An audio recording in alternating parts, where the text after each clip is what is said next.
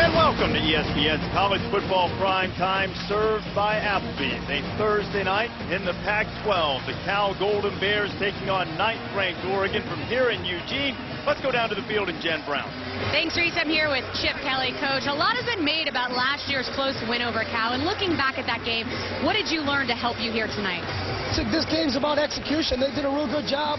We were fortunate enough to finish it out, though, and the last thing I remember, we won the game, so we learned from it. We know it's going to be a battle. They're a real well-coached team, and they're going to play their hearts out. That's what this league's all about. The team who plays the hardest is going to win.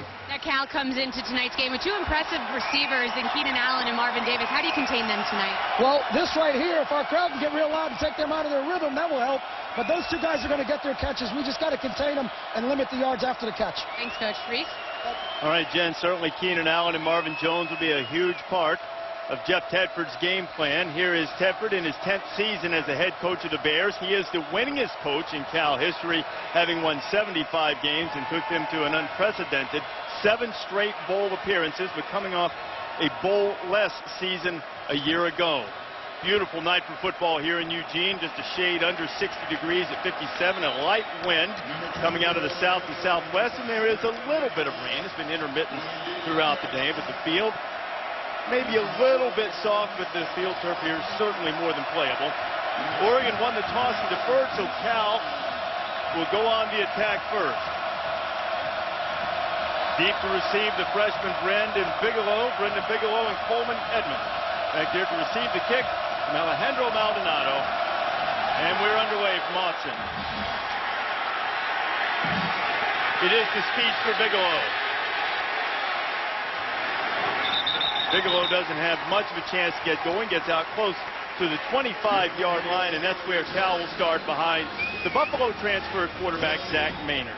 This Cal coaching staff has to help Zach Maynard find a rhythm early in this game with play calling. Since transferring from Buffalo, he's now playing in much bigger, much louder venues here in the Pac-12, none louder than Autzen Stadium. They got to get some short passes, high completion throws going early. They got to run the ball early, help him find his groove. The running back is Isi Sofele. Will Cap also in the backfield. 3 backs set, and Sofele gets the first carry tonight and picks up just a couple. It'll be 2nd and 8. Kiko Alonso making the stop. What about the impact players when Cal has it?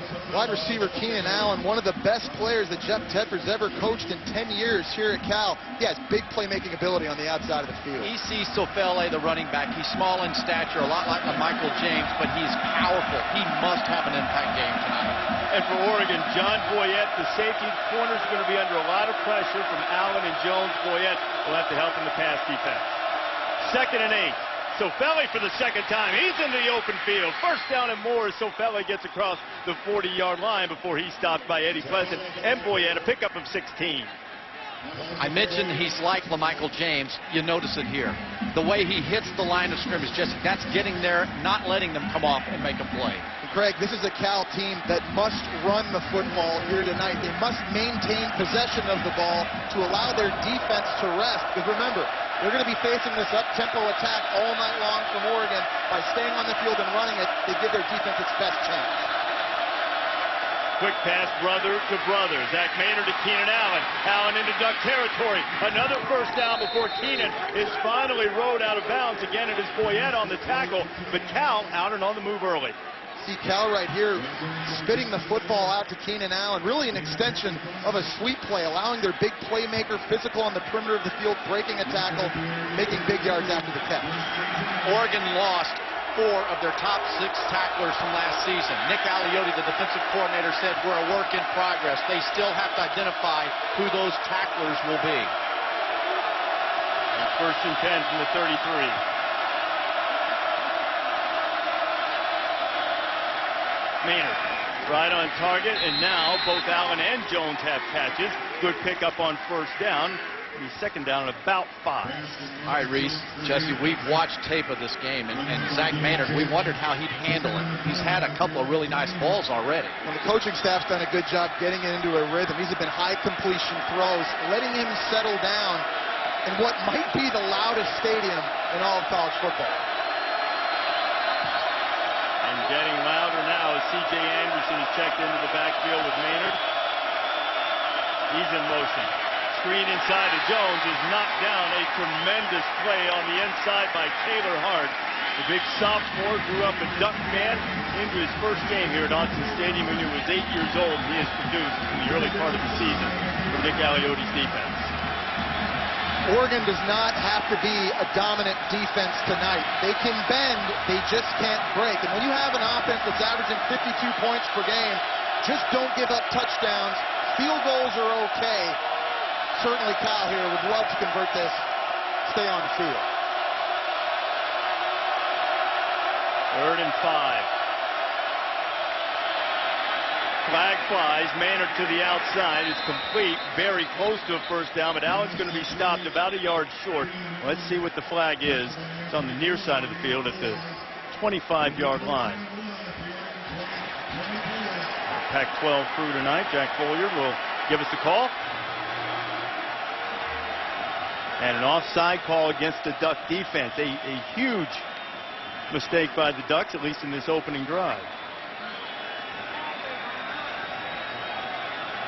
Neutral zone.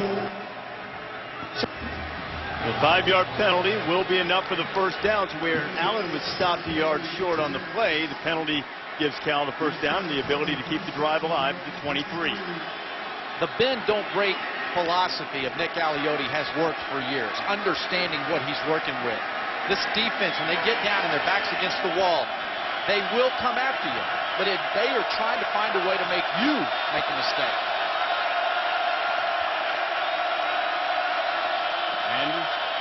Anderson, the junior college transfer, has it. And a great pickup on first down down to the 15.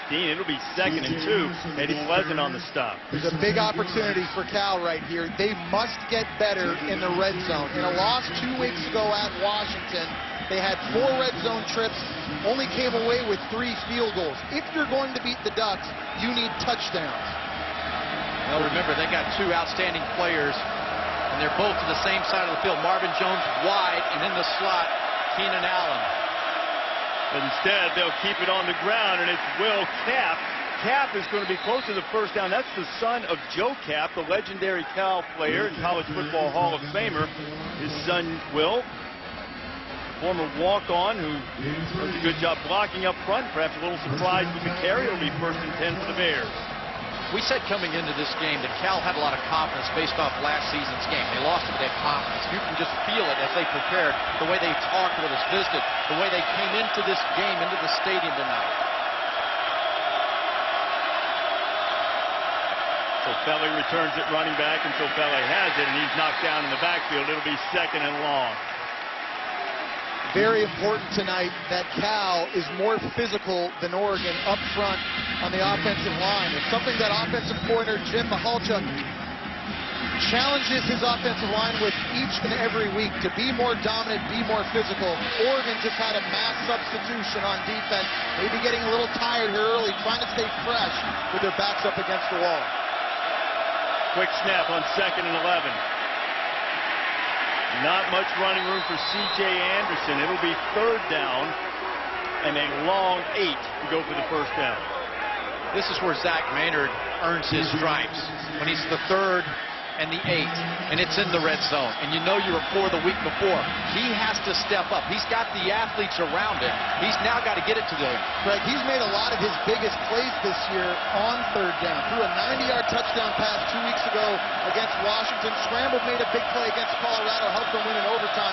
This is an area of the field he can run and go earn yards. Receivers spread all over the place. Maynard throwing, and he was looking for Sofele out of the backfield, and Sofele perhaps had a little bit of a window to catch it, but couldn't hook up. It'll be 4th and 8, and a presumed field goal attempt coming. Sofele is a very talented multi-purpose back. We watched it last Thursday night in Ray Graham and what he meant to Tino Sinceri. Remember that? Get the ball in his hands in the open. You got to let him catch it so he can do something with it. Got to give him a chance to make that catch, something he did not do 2 weeks ago. The final play of the game, throwing the ball out of bounds to his brother Keenan Allen, He's thrown that one inbounds. They had a chance to tie and go to overtime. Here is Giorgio Tavecchio. Perhaps you'll remember last year Tavecchio was called for an illegal motion penalty. The late field goal attempt that he made that would have put Cal ahead, wiped off, and then he missed the subsequent try. This time he does not miss, and Cal strikes first. And Darren Thomas will have his first shot at the ball when you come back to Eugene.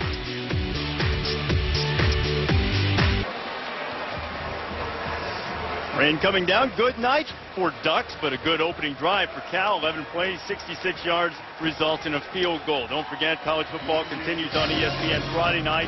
Kellen Moore and Boise State take on Fresno State. First time these two have met since Boise State moved to the Mountain West. College football prime time presented by Russell Athletic on ESPN at 9 o'clock Eastern time. Joe Tessitore, Rod Gilmore will have that one, which you know what that means, guys. Means triple overtime. Joe and Rod have had some great game. Boy, they do a great job. Friday nights, it's like a tradition. You're going to see a one-point last-second drive. BYU and Utah State last week. Tavecchio kicks off, gets it high and short. Kenyon Barner just inside his 20. Barner's got great speed. He gets across the 35-yard line, and as the Ducks take the ball, here are the impact players, and the men in green have it. The quarterback, Darren Thomas, much more mature this year, completing over 61%, 12 touchdown passes, and so far only 1 interception. Running back LaMichael James, one of the biggest home run threats in college football. He can change the course of the game in one play, and it's because of his tremendous speed. He needs help outside. Lavassier, Tuane, their leading receiver right now, but look for Josh Huff also. The wide receiver group has to step up for the Ducks. Up number 1, coming back from a leg injury. First pass of the night from Thomas is complete. And he's got the freshman DeAnthony Thomas for the catch. Thomas, a speedster out of Los Angeles, who's played a little running back, a little in the slot, and Oregon has a first down on its first play. People wondered whether or not Cal would come out, use the same blueprint they had last year, playing man-to-man coverage, using the safety as a spy. They're doing that right away.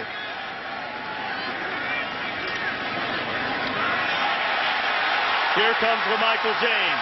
James turning the corner. James into the open field, and he is gone.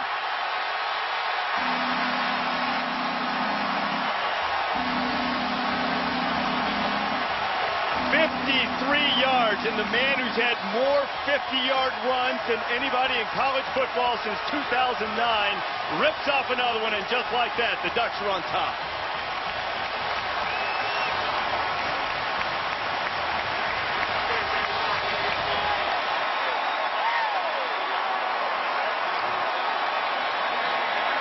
Jeff Tedford, a look of consternation as that Cal defense, which has been very good against the run this year, top 10 in the country. But then again, they haven't seen anything like the Duck offense. Alejandro Maldonado on for the extra point. Rob Beard, Duck's normal kicker, has been ailing, and Maldonado, a scholarship kicker, on in his stead, makes it 7-3. So the nation's leading rusher has another big play on a rainy night here in Eugene. LeMike has put the Ducks on top.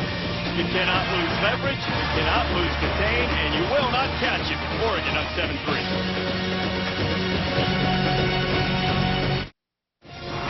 ESPN's College Football Primetime is served by Applebee's fresh new 2 for $20 and in part by Ram Trucks.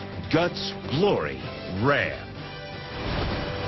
Eugene is rated as one of the top 10 cycling cities in the country. Miles of biking and walking, jogging paths, all built along the Willamette River. Beautiful setting here in the Pacific Northwest. This guy's got some wheels too. LaMichael James, 53-yard touchdown run.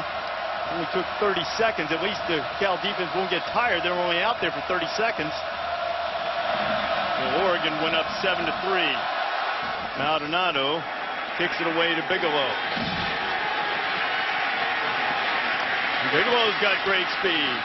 He's already taken one back for a touchdown this year, and Cal will have it again. What about the touchdown, Chris? Well, first of all, it started with you. They must have called the RD, Reese Davis play. That's why it works. And this play is drawn up just like defensive coordinator wanted to have it. Clancy Pendergrass on the outside. True freshman is out there. You got a senior in David Paulson who gets just a little jersey, and there's no way that McCain has ever seen or recognized that kind of speed around the corner. He's got to get way outside to force LaMichael James back inside.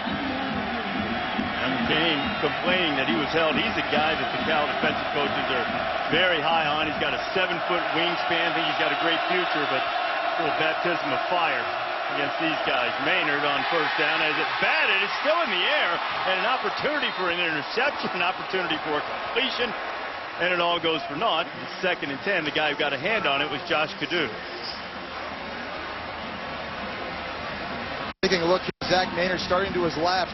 Defensive line doing a great job getting the hands up. Taylor Hart, a guy, the defensive coordinator Nick Aliotti says has really come on this year on defense up front. Very smart play for the sophomore. Understanding he's not going to get the sack. Put your hands up, bat the ball down, set up 2nd and 10. My mistake. It was Hart who got a hand on the ball in 2 possessions. Hart made 2 very good defensive plays. Back to the ground goes Cal. So Fele breaks 1 tackle, still on his feet.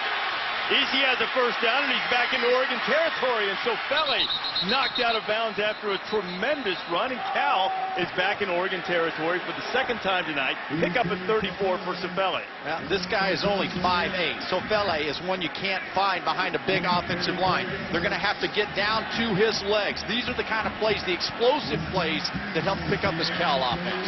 Craig, Oregon's defensive conditioning is going to get tested in this game. Because their offense plays at such a high tempo, that actually strains this defense, because after a 2-play scoring drive, they're now back on the field and Cal's marching. The big play has returned to the Cal offense, too. Another one, 2nd one tonight. It's Maynard trying for a 3rd one. Throw it to the end zone to Marvin Jones. There are going to be flags all over the place as Anthony Gilden was all tangled up with the senior receiver from Fontana, California. Cal will find big play opportunities in the passing game if they're able to establish the run early. The more Oregon Ducks get in the box, these big physical receivers like Marvin Jones have opportunities.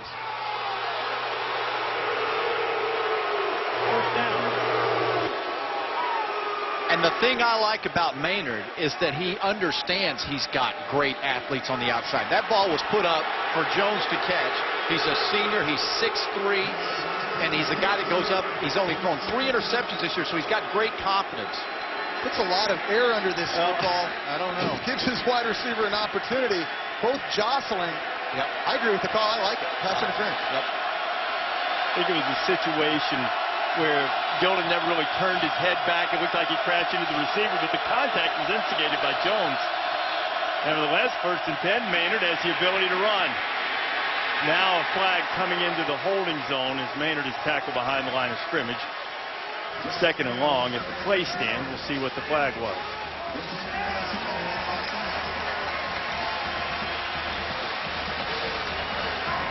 The type of offense that Oregon brings, nation's leading scoring team, perennially under Chip Kelly, explosive. When you get close into the scoring zone, you can't have these types of mistakes to back you up. So you're saying threes won't win this game? I'm saying threes and holding penalties won't win the game. I tend to agree with you on that one. And it does not take a deep level of football expertise to figure that one out. Ishi Sofele in the backfield alongside Zach Maynard. Ducks showing a little pressure, and here they come. Screen set up. Sofele with a hurdle, and Ishi gets down to the 20-yard line. He'll still be well short. It'll be 2nd down. About 14 to go. We're going to see Cal running backs involved in the passing game tonight. One thing Jeff Tedford loves is to get these guys out on the perimeter in space with the football. How about Hemuli, number 90, getting down the line, the effort. That is the kind of indication that Nick Aliotti is wanting from the field from his players. They're listening, get to this guy. Maynard right down the middle, and he's looking down the middle and through to the outside to Jones. There's a couple of Ducks out there. It'll be 3rd and 15. We've seen a lot of high, tall passes come from Maynard's hands. Yeah. What's going on? Well, it's funny, you know, right now, I think he's just simply missing high. We've seen him do that before this year. Not necessarily the most accurate quarterback. He does have excellent fundamentals. Always throws with his feet underneath him. Have to do a better job following through, keep the nose of the football down. He said the crown of the field at UW, Washington got it. I don't think there's a crown out here on this one. On 3rd down, Maynard firing low to grab Alvin. Let's see, no, the officials are coming from across the way and saying it's incomplete.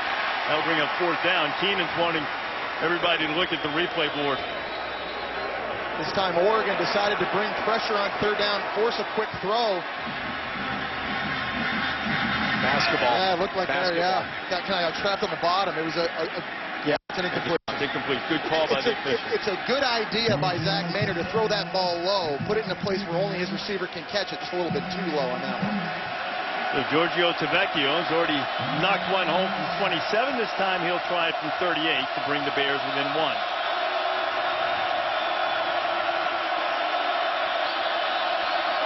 Let's get the snap off. And Tavecchio makes the 2nd drive of the night for Cal. Also payoff in 3, so the Bears hanging in there, down 7-6 to the Ducks. Last year in Berkeley, Oregon was ranked #1 in the land in November, and the Cal defense did a tremendous job against the Ducks. That pass from Darren Thomas to Jeff Mayo, the only offensive touchdown of the night for Oregon. Derek Hill recovered the fumble in the end zone. Tavecchio was called for that illegal motion penalty after making the field goal that would have put the Bears ahead. Then he missed the field goal, and Oregon escaped 15-13 despite being held to a season low in yards and points. And as we alluded to earlier, one of the things that the Cal defense did to slow the tempo was to fake some injuries. Well, since that issue has been addressed, coach from the defensive line, Tosh Lupoi, was suspended for a season finale game, and everybody says it's behind him. Kickoff going to Kenyon Varner, and Varner is stopped short for the 25-yard line. And the Ducks, who scored in 30 seconds the first time they had it, will have it back. Tonight's Saturday menu brought to you by Applebee's, the Red River rivalry.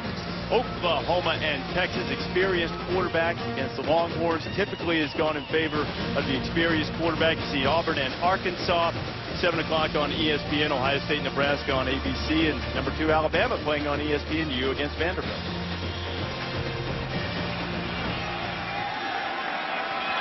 A good weekend of football kicked off tonight here at Oregon with the #9 team in the country taking on Cal. Michael James with the 53-yard touchdown run. This time will lose 3. That long touchdown run by LaMichael James has already taken Cal out of that man-to-man bump and run coverage, opting for zone now. It'll be interesting to see how quick they're willing to go back to it.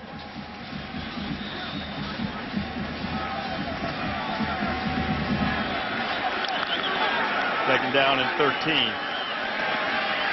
Thomas getting heat. He's hit as he throws, and it'll be 3rd and 13. You know, another way to slow the tempo is to make Oregon unsuccessful on 1st down.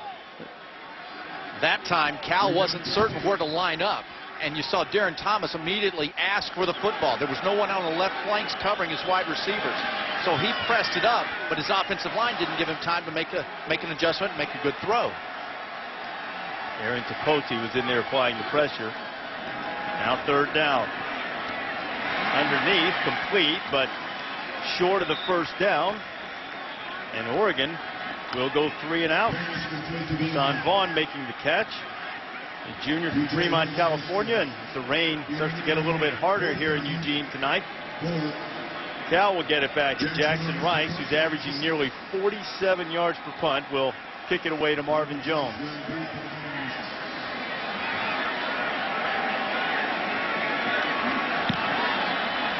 Rice, who often doesn't get to punt a lot in this offense.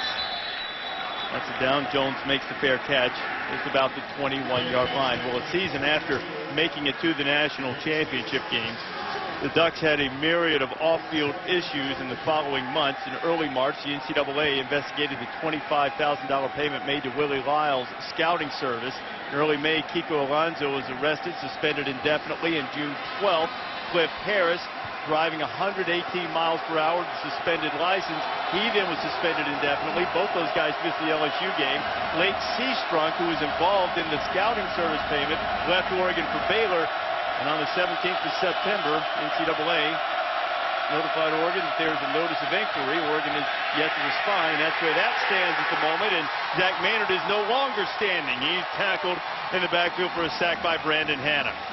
Cal has a great mechanism for trying to handle this noise here at Autzen Stadium. Instead of the center looking between his legs to see if the quarterback's ready for the snap, look at the right guard, Justin Cheadle. He looks back, taps the center, which lets him know it's okay to snap it.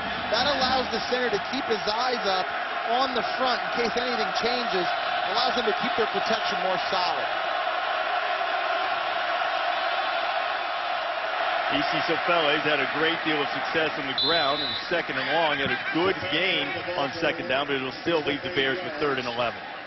With all of the explosive players on both of these teams, this game will still be decided by the offensive and defensive lines. And you will see a Cal offensive line who has 105 combined starts, I think pretty darn good. Sofele averaging nearly 12 yards per carry in the early going. After by a couple of long runs, but the Bears have yet to convert on 3rd down. 0 for 2 so far tonight. Marvin Jones with the catch, but Marvin is going to be well short of the 1st down as he slipped as he was catching it. Terrence Mitchell was on the coverage, and now the Bears will punt it away.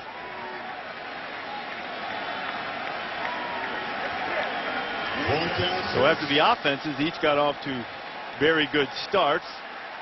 Dueling 3 and outs, and another one of the fine punters in the nation, Brian Anger, is on. Anger averaging more than 44 yards punt, and LaMichael James leads the nation in punt returns. You know, Cliff Harris took 4 back for touchdowns last year, but James very sure-handed and equally explosive. He's taking over those duties while, just to be honest about it, Cliff works his way out of the doghouse. Anger wanting to keep it away from LaMichael, but he can't. First guy gets on top of James, and Michael unable to spin away, and he'll be tackled at about the 30. The Cotton Bowl will be rocking for the Red River rivalry Saturday afternoon on ABC. Number 3 Oklahoma, 11th ranked Texas, both undefeated. College football presented by Buffalo Wild Wings, noon Eastern on ABC. At the start of the year, a lot of people looked at this game and thought it'd be a blowout in favor of Oklahoma. Texas has proven to be a very good team, and I've been very impressed, Craig, with offensive coordinator Brian Harsin. His ability to dial up running plays conventionally from all different types of formations. I just think Texas is a more hungry, anxious team. They're playing with a little fire in their hair, you know? They didn't have that last season. On 1st down, Darren Thomas down the middle. It is complete, and he has the freshman DeAnthony Thomas. The one DT to the other one. Good pickup on 1st down, 2nd and short coming. It'll be key tonight that Cal's defensive line is able to get penetration both in the running game and the passing game. Something they did a great job last year. Big reason why they were able to limit the Ducks to just 1 touchdown.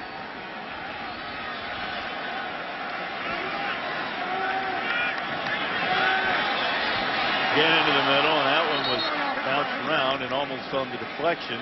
Down the pickoff, Michael Hendricks on the coverage for the Bears. One of the concerns that Darren Thomas has about his game is more effectiveness and accuracy with his throws with his short game. Ball like that right there. I mean, he's got to complete that pass. That's nitpicking, but he has the ability and the potential to get it done. I want to snap this quickly, I'm guessing, as they always do, because it was Paul Westhead on the play card. The Loyola Marymount basketball coach that played at a very fast pace, and on the 3rd down run, Kendrick stopped with Michael James, and I think he's going to be short of the 1st down. I think Chip Kelly's going to go for it. He's already got him lined up. He's inside his own 40-yard line. Ducks have about a yard to go.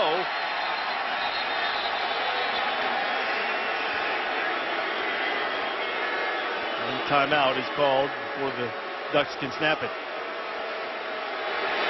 Well, here you've got Mark Anthony leaving the field right now, and they're booing because of the issue that we mentioned a year ago when Cal players admittedly faked injuries in an effort to try to slow down the Oregon tempo. Here is what happened last year, one of the times when Cal is instructed by their coaches to do it. It was Aaron Tepote who wore number 40 last year. He's number 50 here tonight. Now watch Aaron. Aaron's a fine defensive player, but even if he is in a school of drama some places, he looks over to the sideline. He is not going to win an Academy Award for grabbing the ankle or the hamstring and going down with a cramp. Here's Aaron, who got the starting nose guard tonight. He's changed his number, and Ducks going for it on 4th down, and they'll pick it up as James gets across the 40-yard line, and the Ducks will move the chains. Oregon seldom has a negative rushing play. And when you have LaMichael James, even if there's penetration, his quickness, that punt return skill capabilities avoids the tackle for the loss. That's why Chip Kelly goes for it. And Craig, I want to point out something quickly here. I was not implying in the least that Anthony was not hurt. In fact, the coaches made it quite clear they're not doing that again. Ball is knocked free from behind Thomas. Flag is flying. Ernest Owusu applying the pressure, and Oregon will retain possession. I think that was a fumble, even though Darren was trying to load up to throw it.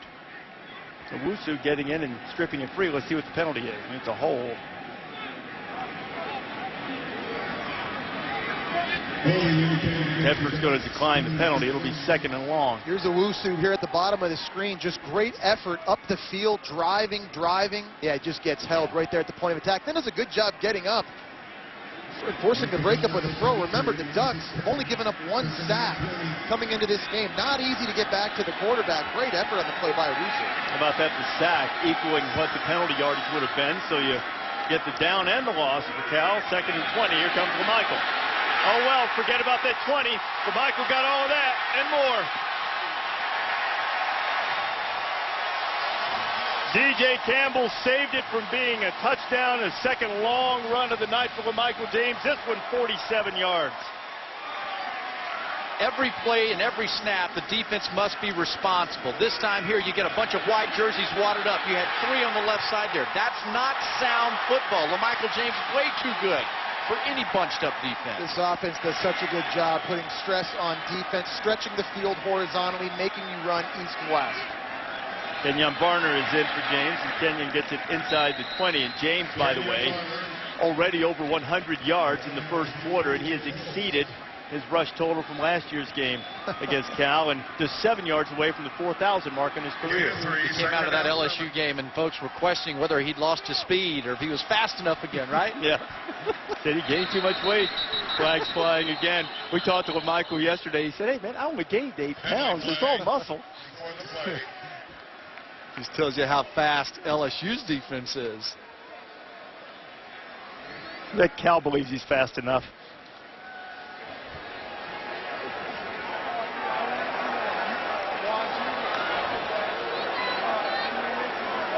And having a little bit of a problem with Jack Folliard's microphone. You see the rare offside call against the Ducks. I believe, if I read the lips of Jack correctly, it was David Paulson, the tight end, who lined up across the line of scrimmage. Make it 2nd and 12 for Chip Kelly's team. Reading Chip Kelly's lips, he said, who did it? He got the answer, and he said, you got to be kidding me. Like he was going to agree with him? Maybe he was thinking David's a senior, and you ought to know where to line up by now. Beavers here to the left, and now Kendrick Payne comes storming into the neutral zone to give those 5 back.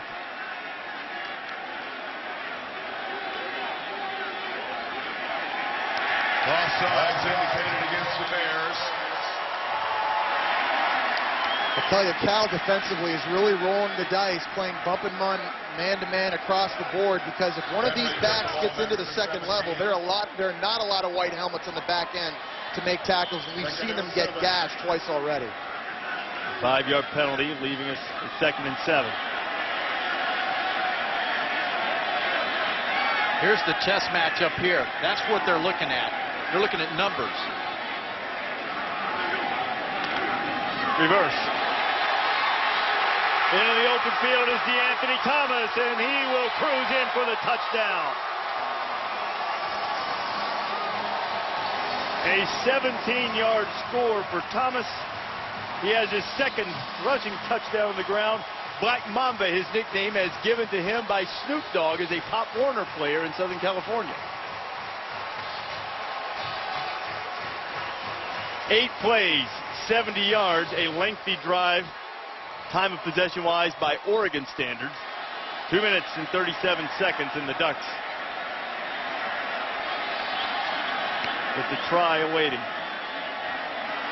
You see Oregon line up like that. It's not just eye candy. They do a count every time to determine whether to run a play and try to swipe a point and get the 2-point conversion, or merely let Maldonado boot it through the uprights, which he does.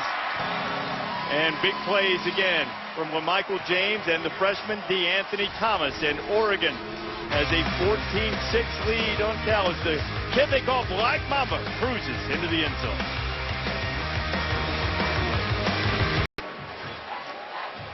Brady Knight and Eugene hasn't slowed down the Duck offense yet. Oregon up 14-6 after DeAnthony Thomas's touchdown, the freshman going 17 yards. Thomas, a one-time commit to USC, late in the recruiting process, decided to come to Oregon, and he's a guy that Chip Kelly will use both at running back and in the slot, as we saw on the touchdown on the reverse. So now Cal's had a couple of good offensive drives, but both have resulted in field goals. Now pressure starting to turn up on the Bears a little bit. Put together another one and get into the end zone.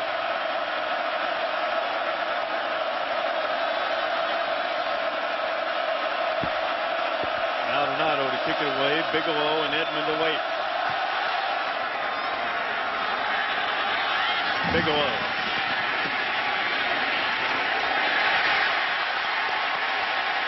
Bigelow nowhere to go, swarmed under by the green-clad Duck kickoff coverage team. J.R. Maffey leading the way as we check in with Wendy Nix. Reese, thank you. SportsCenter right now, brought to you by Coors Light. TCU has been officially invited to join the Big 12. The Horned Frogs were set to leave the Mountain West and join the Big East at the start of next season. And Game 5, John Kelly and Delvin Young hit back-to-back home runs as the Tigers have jumped out to an early 2-0 lead over the Yankees. All right, Wendy, keep us up to date on those Game 5s. And TCU, will get most of the SWC back together at some point anyway. I'm all for that. Flags flying again. We've had quite a number of them in the early going.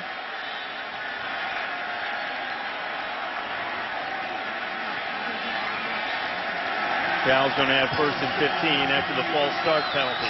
See the noise right now here at Autzen Stadium playing a big role early in this game. Something this offense is going to have to overcome right now down by that student section, probably the loudest part on this field. And the band right behind them in the end zone. It is very loud down there. This is where you have to come in with the composure, though. This is where you have to make plays. If you give it back to Oregon, you have to assume they're going to put 7 more on the board. Zach Maynard. Maynard fires to his tight end, Anthony Miller, with completion. Let's have a look at the last Oregon touchdown. This Oregon offense forces you to lose focus. They use misdirection very well. Here's Kenyon Varner going to work the speed sweep. It's coming to the right. The entire defense flows. And here's DeAnthony Thomas coming the other way, going to get the pitch. They give you all that eye candy, working east and west. They outflank you on the outside, use that speed for the home run. I circled the count. That's what they were looking for prior to it before Chip Kelly made the call. They had 7 players to the right side of the field. Then they outflanked it, that leverage. E.C. Sofele pushes up to about the 19-yard line. It'll be 3rd and 6. This is a critical down now for Cal's offense. Oregon's just gone down the field twice, fast scores. Cal's defense is very tired. They must find a way to convert this, stay on the field, give their defense a breather. Keenan Allen, number 21. He's been their all-purpose guy. This is a brother of Maynard. They've got to find a way to get the ball in his hands to let him have yards after the catch. The last couple third downs, Oregon's brought pressure. There's Keenan going in motion. Maynard not accurate. He had Will Kapp out there. Kapp might have been able to turn up and get the first down, but instead the Bears will have to punt it away. Zach Maynard again showing you the inconsistency throwing the football. That's a gimme. That's something you have to have playing on the road in a hostile environment. That's a throw he could make 9 out of 10 times in practice. Misses that one there. You make that throw, you're staying on the field. First down. As Angler gets set to punt it away, deep to receive for the Ducks is Cliff Harris. Cliff Harris, who was second in the nation in punt returns last year, took 4 back for touchdowns, giving Michael James a bit of a rest. And Harris won't get an opportunity, I don't think, to get his hands on this one, though Cliff sort of sauntered over that way like he was thinking about picking it up. and grabbing it, and Oregon will put it in play, 1st and 10. After finishing 1st and 2nd this past weekend, Kurt Busch and Jimmy Johnson have reemerged as championship contenders. Their sides now set on points leaders Kevin Harvick and Carl Edwards as the chase heads to the Heartland. The chase for the NASCAR Sprint Cup continues in Kansas. Starts Sunday at 1 Eastern on ESPN, presented by Chrysler. There is Harvick and Edwards there on top. Tony Stewart, 9 back.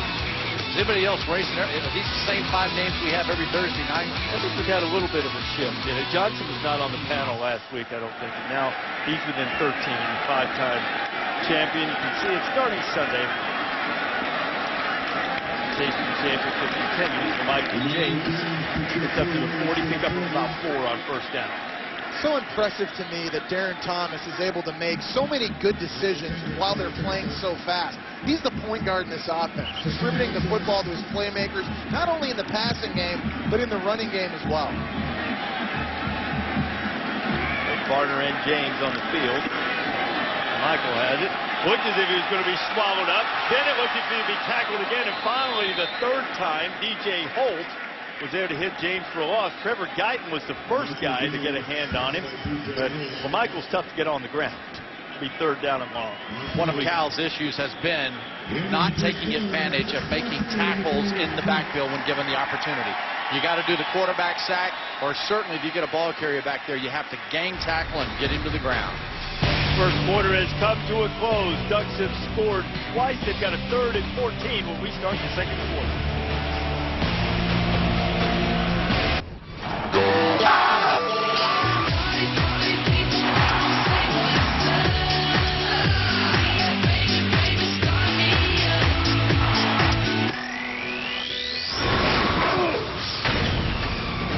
Last year was a defensive struggle between Cal and Oregon. Ducks eventually survived 15-13, but we start the 2nd quarter with a 3rd down play. Darren Thomas was getting all kinds of heat from Aaron Tipoti. Tipoti forced the incompletion, and combined now the 2 teams are 0 for 7 on 3rd down tonight. The Ducks will have to punt it. Several 3rd down tries by Oregon. But there is a flag on the field right now. Let's see. Didn't initially see that. All right, no receiver in the area where Darren Thomas threw the ball. He was within the tackle box. Let's have a look at that. And so it's a spot penalty, loss of the down. Oregon will still be punting, just a little farther back than they'd planned. I was going to say there have been only 3 rushers on each of the 3rd down tries by Oregon's offense, and that's putting 8 guys back. So maybe that's confusing the receivers, that young, inexperienced receiver group, and the offensive line's not blocking. You got 5 guys to block 3. You got to get it done. Yeah, that center, Hronis Grossu, just got smoked on that last play. Got to do a much better job holding up. And he's done well. The coaches like the guy. Jackson Rice, a wobbly punt that will stay away from Marvin Jones, and Jones, thinking perhaps it hit a teammate's going to catch it on the bounce, but now whistles all over the place. It hit off the shoulder of Adrian Lee. Jones, after what would have been a muff, had to scoop it up for Cal. Else it would have been a free ball.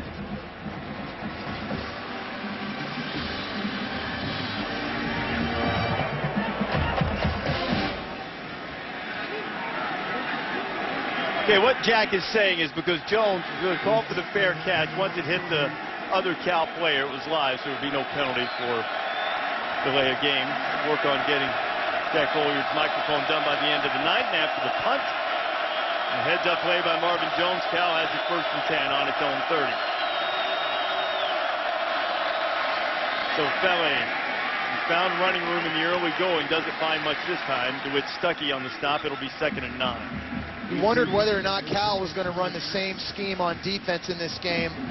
Oregon changing up their scheme on defense. One thing that was very overlooked last year was the fact that Oregon held Cal to only 1 touchdown defensively. They had a great game, but they played a lot of man-to-man in that game because they didn't feel Cal's quarterback at the time, Brock Manchin, could beat them throwing the football. They do respect Zach Maynard's ability to make plays, and tonight, defensive coordinator Nick Aliotti doing a nice job mixing up his coverages and his looks. Back with Maynard, it is Anderson. Anderson, the junior college transfer, at over 1,600 yards in junior college last year, pushing it across the 25. It'll be third down and a long 3, maybe 4. And a good work. Pushes 215 pounds going north with that. Cal's only problem in this game has been ineffectiveness on first down. They've been okay on second, but they're getting in too many third down situations. In the game right now, they're 0 for 4 on third down. Better execution mentally and physically. Penalties on first down, setting up third and long, and missed opportunities, missing wide open receivers. Maynard. Again, too high for Anderson. I don't think CJ would have had a chance to pick up the first down anyway. Cal can't take advantage of the good series by its defense, and they'll have to give the ball back to the Ducks. Cal needs to go to the bench, talk to the offensive line and say, we're going to come out, we're going to run the football. Yeah. We have an inaccurate quarterback. We got to run the ball. Bad news right now. You cannot go 3 and out against this Oregon offense. Keep giving the football back. Now, that's 3 in a row, giving Oregon, Darren Thomas, Michael James opportunities. Anger. Oh, and now gives a little rugby punt to keep it away from Cliff Harris. He's back there again. Cliff's going to take it anyway. Holding on. Dear life, and now Harris gets away and gets across the 25-yard line. Cal was able to hold on long enough for the rest of the Stormtroopers in white to get there. 14-6. Oregon has the lead on Cal. It is time to take a look at tonight's intelligent move, brought to you by Mercedes. I think it was an intelligent move by Oregon to figure out early on in the game if Cal would be responsible on the outside, if they had enough speed to contain LaMichael James. Really test their focus. Using motion before the snap. They put so much stress on you, mentally and physically, each and every snap with this tempo and this style. James has it again, and Cal knocks him down for a loss. I'm just pleased that you guys chose the play card with me on it as the intelligent move of the night. And Michael James getting up a little bit gimpy. There's Oregon graduate and Sports Center anchor Neil Everett on the play coming up. Oregon, he's from Oregon, huh? He is, yeah. He is. Good. On 2nd and 12, we'll have Jim Brown check on LaMichael as soon as he can, and DeAnthony Thomas just gets hammered. Mark Anthony, who was hurt earlier in the game. Anthony bringing the wood. That's on Darren Thomas. He has to look out and see that cornerback squatting on the play. Mark Anthony, you don't lead your slot receiver into that throw. You also noticed that Cal was in his zone.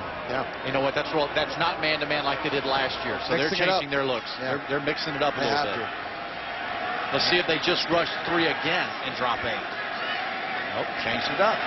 Pressure again on Thomas. This time he gets rid of it to 2-A. An excellent coverage by the Bears, making a short game. Josh Hill starts as the nickelback, made the tackle. The pressure was being applied by Michael Kendrick, number 30. Arizona's defense the last couple series has now been winning up front. Or sorry, Cal's defense up front. Same uniform. That hasn't happened this year. Same Arizona's defense right? winning. They're getting penetration. Mike's too That's a low blow. Sorry, Mike. Sorry, Mike. I'm just kidding. Wow. It's true, but I am just kidding. I like Mike. Well, you keep popping him. It's true, but it is serious. I can't apologize for the truth. I can apologize for being unfeeling and unkind. Marvin Jones would get me out of this with a commercial break. ESPN's College Football Primetime, brought to you by Mercedes-Benz. Experience truly great engineering today at your authorized dealer. And Bud Light, it's the sure sign of a good time. Here we go. State-of-the-art facilities here at Oregon. The Len Casanova Center houses the Hall of Champions. State-of-the-art weight room, a running pool where get the low-impact work to rehabilitate injuries. Coach's office is in there, and the Duck getting a ride through the student section as Oregon has a 14-6 lead here in the second quarter. We've had 5 straight 3-and-outs. Both teams combined. Zach Maynard a little trouble with accuracy, but on first down, Fires to Marvin Jones for another Cal first down. Let's take a look at what happened to the nation's leading rusher, LaMichael James, the previous year. Cal's D-line doing a good job getting some push. Everyone's staying in their gaps, and that forces LaMichael James to stop in his tracks. Got up very gingerly after that. Was seen on the sideline stretching here during that last commercial break. Oregon is very tight-lipped, as many programs are, about injuries. We'll get as much as we can to you on LaMichael's condition in a moment. Cal finally with a successful first down play. Moving the pocket, allowing Maynard to get outside. Zach Maynard firing. He's got his brother Keenan Allen. Allen into Duck territory. He's going to be about a yard short of the first down as we check in with Jen Brown. Thanks, Reese. You guys are right. LaMichael has been on the sideline doing some stretching. I have been watching him. He's been limping around a bit. He just now went over to get his helmet, which makes me think that he's wanting to get back in the game. The good news for this Oregon offense is that he is not being evaluated by the medical staff, which makes me think that he's looking to go back in the game. We'll see. All right, Jen, certainly hope so. He's in some obvious discomfort there as Cal looks at a 2nd and 1. Second time tonight, Will Cap carries it, and Cal has 2 straight first downs. Great news for Cal so far in this game is while they've had struggles now in their last 3 possessions, they're still only down 1 score in this game. Most impressive thing I've seen are the last 2 throws by Maynard. They were on the money, much more decisive. To me, on film, Zach Maynard is more accurate when he's throwing in-breaking routes. Slants, deep ends, posts. Tonight, he's been more inaccurate when throwing the football towards the sidelines. On first down, throwing to the sideline, he was looking for Tobin Dabowski Johnson. Terrence Mitchell almost jumped that route, 2nd and 10.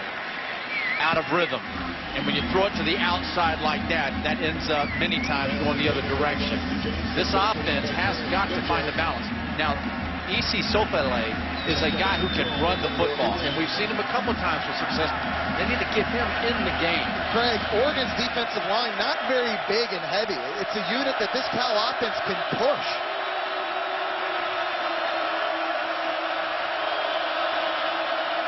Quarterback draw. Maynard.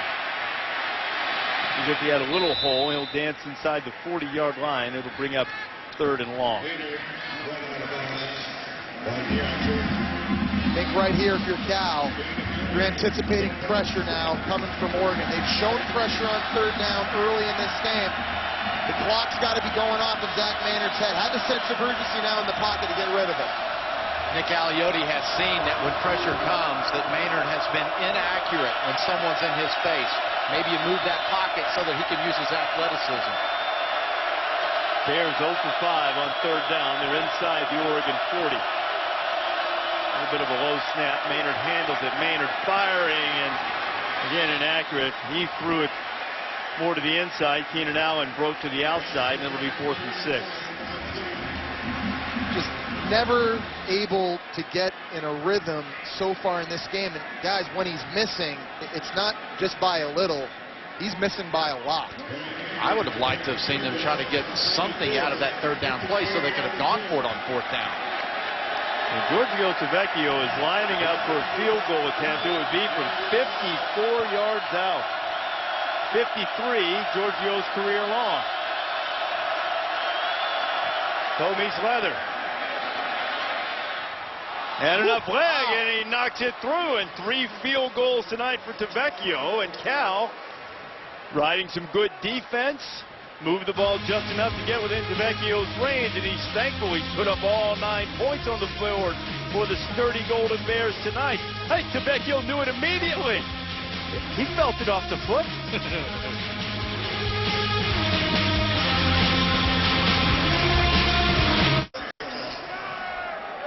Well, there's a really good sign for the Ducks. Nation's leading rusher, LaMichael James, who already has 96 yards in this game, has his helmet on and appears to be ready to return to the Duck offense. LaMichael came off the field limping the previous series and was doing some stretching and appeared to be in some discomfort on the sideline. Number 21, who earlier tonight was already over 100 yards, but the Cal defense has thrown him for losses and is over his last 3 carries and back under the century mark. A 53-yard touchdown. Cal's had 3 field goals to hang in there. The Anthony Thomas, who has a touchdown run tonight, and it's a kickoff return Thomas get it over the 35, and a late flag comes in right at the end of the return.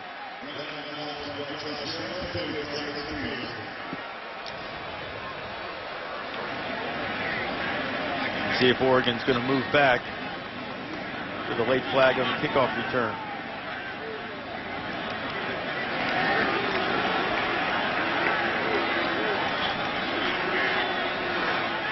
Again, a problem with Jack Bolinger's mic, but the 10-yard penalty will move Oregon back. Time now for tonight's trivia question.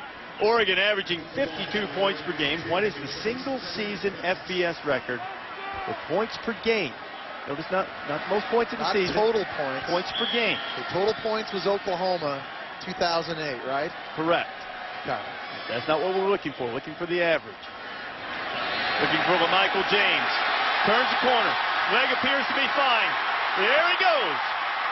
Michael James tripped up inside the 45-yard line, and he's back over 100 yards and then some. This has to be a lack of containment once again. Let's see, it's similar to the long touchdown run earlier. An outside fantastic job of blocking and sealing the corner, getting LaMichael. No problems with his legs. Cal going back to that man-to-man defense. Again, the issue, there are not any defenders in the back end if LaMichael James breaks into the second level. That was James' third run. No, now there's 39 yards for given, so just short of having 3 40-yard runs tonight. He's got 3 runs and 39 yards or longer than that. The defenses in the last 2 years that have had success stopping Oregon running the football have had great gap integrity. You think about Cal last year, Auburn in the national championship, LSU in week 1, all did a great job getting defenders in lanes. Not doing a good job tonight. Aaron Thomas going to the air, and he'll take the check down to LaMichael. James, he stopped short of the 40-yard line. It'll bring up third down, about 8. And again, we have Mark Anthony for the second time tonight. And Anthony, now the Oregon crowd is going to react, but they probably shouldn't, because Anthony was holding that arm earlier when he came out in his hand, and looks like he's nicked it up again as we see the junior cornerback from Chandler, Arizona, coming in and holding on late. Grabs for that elbow pretty quickly. That right arm, that's interesting. He doesn't really get hit on it. Maybe it's a muscle he's pulling. Maybe extended it somehow, but you're right, Reese. It was the same one that was bugging him earlier in the game. Send him an Oscar if he is faking it. That's one thing that Tedford, they addressed that last year, and Larry Scott, the commissioner of the Pac-12, has addressed it. It's a thing of the past, they say. Aaron Thomas firing on third down. It's incomplete, and still no one has converted on third down tonight. Oregon is now 0 for 5. Cal's 0 for 6. That's fourth down, but the Oregon offense staying on the field. How about, though, Cal's defense stepping up? I think this the confidence they had coming into this game because they'd done it last year. It's a carryover. Both offenses have been very poor lately on first down early in these drives. Barner's in. Oh, that one was almost picked off and taken back. Ernest Owusu has been very active in the first half of this game, and he almost had a pick. And I don't mind the play call and the decision by Chip Kelly to go for it there on fourth down, because Oregon's defense has done a very good job controlling Cal offensively. You look here, they're looking for kind of a double screen, working it backside, anticipating that upfield pass rush by Cal, but Owusu here doing a nice job recognizing screen, stopping in his tracks, backtracking, and breaking the play up. Well, you have to have a smart defensive line if you ever want to stop a screen. They have to recognize it and feel it. It's hard to learn that in a classroom. Back to the ground. Sofele's got running room. He picks up the first down and goes into duck territory. Good block by the fullback, Will Kapp, to screen him, and Sofele's having a terrific night. 25 yards on that one. But he's been absent the last couple of series. This is a positive. Get back to Sofele. Let him get in the game. That's good athleticism. I think one of the knocks on Sofele in recent games has been the fact that it oftentimes takes him 10 carries till he gets going. He's not like Craig James, just comes out of the block, starts toting it downfield. I knew I was only going to get 10 carries, so I better start quick. Dickerson was always wanting it. As the fella's taking a break, C.J. Anderson is returned in the backfield. The left-hander Maynard. And Zach can run, but he doesn't get out of there in time. Good pressure being applied by Isaac Remington. Remington, the junior college transfer, a late addition to the Oregon recruiting class. He was on his way to UCF, and what do you think of this? All of a sudden, he's starting for the Ducks. Great coverage on the back end. Forced Zach Maynard to hold on to that football, and that allowed Hart to register the sack. How about Nick Aliotti rushing forward, dropping back, really protecting in zone underneath the coverage, just took away the passing game. There's Maynard firing on 2nd and 19. Had his man wide open. It was Michael Calvin. Put it right on him, and Calvin couldn't hold it. 10 drops in the first 2 games has not done anything to help the confidence of Maynard. When he finally delivers a catchable ball, he's got to finish the play. Showing you the inconsistency, because on that play, did a great job with his eyes, moved the free safety out of the middle of the field, throws a perfect ball. They cannot capitalize. Now here they are facing 3rd and long. But accurate again on the in-breaking route. You mentioned earlier the in-breaking route. He was right on it. Let's see if Cal has anything on 3rd and 19. Got one out there, and it's caught. Keenan Allen, first down, Bears. What a tremendous grab by Allen. We asked Jeff Tedford how good Keenan Allen was. Was he as good as the best that they've had here? And they've had some great receivers here. He said he's as good as many who have been around here. Plays like that's how you get elevated in the ice. Picking up your quarterback. This ball's thrown up. His brother throws it up and says, you got to help me out. Not the most accurate throw again. If you're going to miss, you want to miss outside. But these two have been throwing on their grandmother's front yard since they were kids. They have a chemistry. In the red zone now. C.J. Anderson has it. Anderson will pick up a couple on 1st down. Cameron. It's just an unspoken chemistry between Keenan Allen and Zach Maynard. And it's something that you just can't go out and practice every day. You just have it from years and years of just playing catch together. They have such a great chemistry together. Confidence. Yeah. Maynard has confidence that his brother, Keenan Allen's going to go get the football for him. And a great athlete. He had the drop earlier, bad throw there, but Allen comes up and makes a play for Cal's offense. And 2nd and 7 inside the 15. Let's see if Zach's looking for Keenan again. Looking that way. 2 defenders surrounding Allen. He throws it in there anyway, and Allen grabs it. Touchdown, Cal.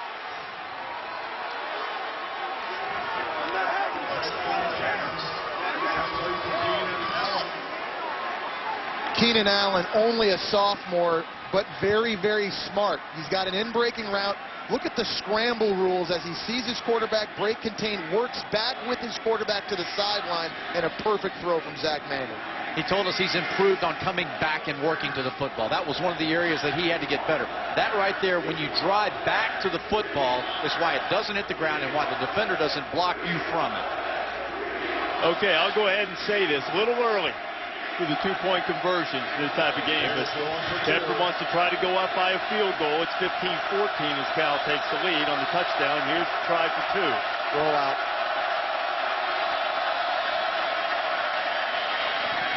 Throw it behind him, and Cal will get none. Maynard took a hit. He's a little slow to get up, but the Bears, the biggest underdog in Jeff Tedford's 10 years as head coach tonight in Autzen Stadium, and midway through the 2nd quarter, thanks to the brother-to-brother combination, Maynard to Allen, the sturdy Golden Bears are up on number 9 by 1. All kinds of fashion statements being made by the Duck, not only the green and gold, but he's got the 3D glasses on because ESPN 3D televising 26 college football games this season, including the one you're watching right now, simulcast on ESPN, available in high definition and also in 3D as we check out the monitor. Duck's right onto something. I think I now understand what Maynard was seeing in the ball game. Getting a better look at it. Well, I tell you, the fans here might want to adjust their glasses because Oregon has won 18 in a row at Autzen Stadium. They've won 13 straight conference games, and Cal, unranked, coming off a loss to Washington, has taken a 15-14 lead on a Zach Maynard to Keenan Allen touchdown pass. Kickoff hits. Kenyon Varner has it. Varner is smacked by Sean Cattouse, the starting safety, playing on the kickoff coverage team. The answer to tonight's trivia question: Oregon averaging 52 points per game. What is the single season FBS record for points per game in Army? Oh. 1956. Mr. Inside, Mr. Outside. Doc Blanchard and Glenn Davis, Hall of Famers, along with Red Blake, being the 1944 national champion, scoring 56 points per game for Army. There goes LaMichael James. James with his 4th huge run of the night goes into Cal territory, and Michael Kendricks able to save a touchdown, perhaps a pickup of 30 for James. This offensive line had to replace 2.5 starters, basically. Look at how they're covering up the white jerseys. Everyone's taken and accounted for, and the safety's late to the alley. Flag flying, very quick snap, and this time James knocked down by Owusu, also there to help the freshman Chris McCain. But we'll have to check out and see what the penalty was.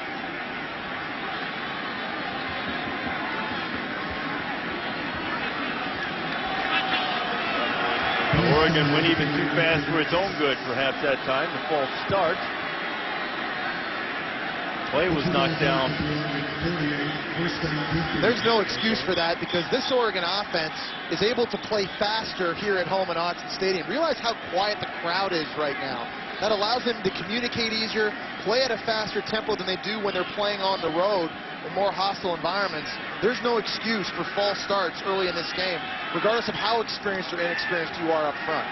Only 37 passing yards by this Oregon offense. They have to take advantage of a defense that is up at the line of scrimmage. James eludes one in the backfield, but Cattouse there to make a stop. The first one to hit him, and LaMichael James has busted off some long runs on those similar plays to the outside.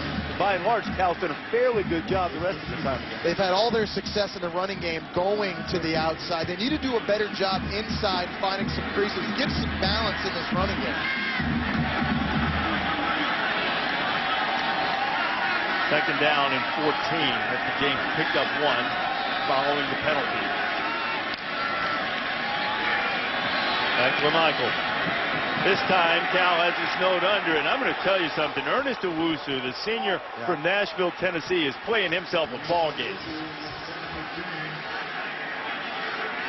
Cal is all over the place. There are 9 guys basically right around the football. There has got to be a passing game established here to make them back up, get out of there. Yes, LaMichael's hurt him some, but Jesse, they've got to find a passing game. You know, the goal for this Cal defense was no loafing to the football each and every play. They haven't done that. Here's a lot of white helmets close to the line of scrimmage again. 3rd and 16. Oregon is yet to convert 1 to 9, and Josh Huff just did. On 3rd and 16, Huff picks up 18. Steve Williams on the tackle, and the Ducks keep their drive alive. Cal's defense went man-to-man, and underneath they finally broke it off and got the completion. Josh Huff had been missing in action for a couple of games, recovered from a shin injury. He's 100%. He's a big weapon in this passing game for Oregon, a guy they need to make plays tonight. By the way, guys, Stephen McClure was on the coverage there. He's Mark Anthony's backup. We saw Anthony go to the locker room a moment ago. Mustafa Jalil, a freshman from San Diego, a highly touted guy, top 25 type of defensive lineman. Cal's had a couple of good recruiting classes coming in, and Mustafa got in the backfield. Stopped that one for no gain, and it'll be 2nd and 10.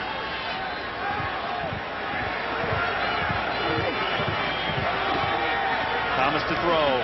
Batted down again. Second time that's happened, and Michael Kendricks was the one getting the big hand up.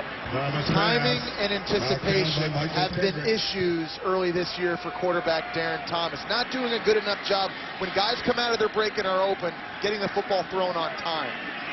I think we're also seeing awareness. This Cal team very well coached and understanding. They had extra time to prepare for Oregon's offense. Some of last week, this week, showing on the field. On 3rd down. Thomas underneath. DeAnthony Thomas can't hold it. McClure, the freshman, delivering the big hit, and it'll be 4th down, but the ball's at the 35-yard line. See no movement from Kelly right now, and now you do. Defensive coordinator Clancy Pendergrass has just done a great job mixing up his coverages on that last play. Oregon running a lot of shallow crosses. I think anticipating man-to-man coverage into a zone doesn't work so well. They dropped 8, and they really defended the first down marker. Guys, have a look at this. His 52-yard field goal attempt is Oregon's first field goal attempt of the season. Typically busy scoring touchdowns. Alejandro Maldonado is just a little bit short, and the defense of Clancy Pendergrass comes up with another stop. I tell you what, this defense has time and again come out and gained more confidence, especially on the defensive line. There have been some big gashes that they've given up to LaMichael James, but Jesse, they've kept their focus and composure. And they're playing fast, and they're not loafing to the football, showing great effort tonight. I think they were very motivated. They wanted to prove to everybody, to the country, that they could repeat the performance from last year, playing straight up 2 seasons in a row. Cal with the lead. They have the ball back. So Felly did after he picks up 1. I do want to correct one thing I just said. That was Maldonado's first attempt of the year. Beard kicked a couple in the opener before he was hurt, and Maldonado just had his first attempt of the year. It came up short. At any rate, it's 2nd and 9 for Cal. This Oregon defense, they've got to find a way to lift their offense tonight. They've got to keep them in the game. Michael James and his running back coach Gary Campbell sharing a laugh. They're not stressing out. Down 1 point here with under 3 minutes to go in the first half. That would be highly uncharacteristic of a Chip Kelly coaching staff or team. C.J. Anderson. Anderson with a nifty little move in the hole to get across the 40. It'll be 3rd and 4. I'm going to say something about Coach Campbell, the running back coach here. I was at the Doak Walker Award banquet last year when LaMichael received the award, the honor. And Coach Campbell represented the university. This is a class act, both of those young men, the young man and the coach. Gary Campbell, outstanding at representing his university. Huge 3rd down now for Cal. You can convert. They would love to make this the last possession of the half. Take the lead into halftime. Converted on 3rd down just once tonight. It was on their last touchdown drive. Maynard had a man wide open, and he put it at the feet of Spencer Hagan. It'll be 4th down. The inaccuracy from Zach Maynard tonight has just been off the charts. He throws a beautiful ball, and then he comes back and misses wildly there, Craig. Really opened up his hips. He's way open. Watch his footwork. Come around with everything. See how opened up the whole body is? Everything's out of whack. He's not athletic with his throws. You know, you see the bait. Zach Caleros with some of these athletic quarterbacks who get it around, get their body lined up right. Cliff Harris back to return the punt for the Ducks again. Brian Anger. Go rugby style again. Nice. Anger got into one. Hits it inside the 5, and it went into the end zone, and the Ducks will have it on the 20 with just under 2 minutes to go in the half as we check in with Wendy Nix. Reese, thank you. Coming up at the half, we'll talk Texas and Oklahoma. Something's got to give in the Red River rivalry. It's Thursday, and that means Speed Rush plus more injuries for Miami. Mark May and Lou Holtz join me at the half. Reese, back to you. All right, Wendy, we'll look forward to it. You got a good look at the latest fashion statement the Ducks are making. Got the Fighting Ducks up on the shoulder pads. Perhaps a little surprise coming later in the game, too, in terms of Oregon fashion. Well, got a little tip that the Duck himself, the mascot, might have something special for us later. Kenyon Barner hit very quickly by the freshman Chris McCain. He was the first there. DJ Holt helping him. It does not take very long for this Oregon Duck offense to score points. They had 12 touchdown drives coming in tonight that lasted 1 minute 39 seconds or less. Thomas letting one go, and he's got Josh Huff. Huff up to midfield, and the freshman Stephen McClure drags him down, but Oregon with a big gain. Josh Hill over to help pick up at 27. This football team needs their wide receivers to step up. They lost a couple of dependable players last year, and they're hoping that Josh Huff becomes that guy, that go-to guy. He's the one player on their team who can stretch them and get them out of a 5-yard box. Quarterback Darren Thomas, very smart, very aware, attacking the true freshman Stephen McClure at corner. Thomas, Kenyon Barner. And Barner is chased out of bounds by DJ Campbell. Kenyon almost got acquainted with the bench over on the side. Did you see the patience of Thomas? The defensive line, they smelled a screen. He had to reload, buy some time to get the receiver out further, bought time, got out, and outflanked him. This offense now, it's full speed with a healthy Kenyon Barner back in the backfield, a healthy Josh Huff out at wide receiver. More weapons to choose from. And then DeAnthony Thomas. Darren Thomas firing. That was low and incomplete. He was trying to get it to Huff again.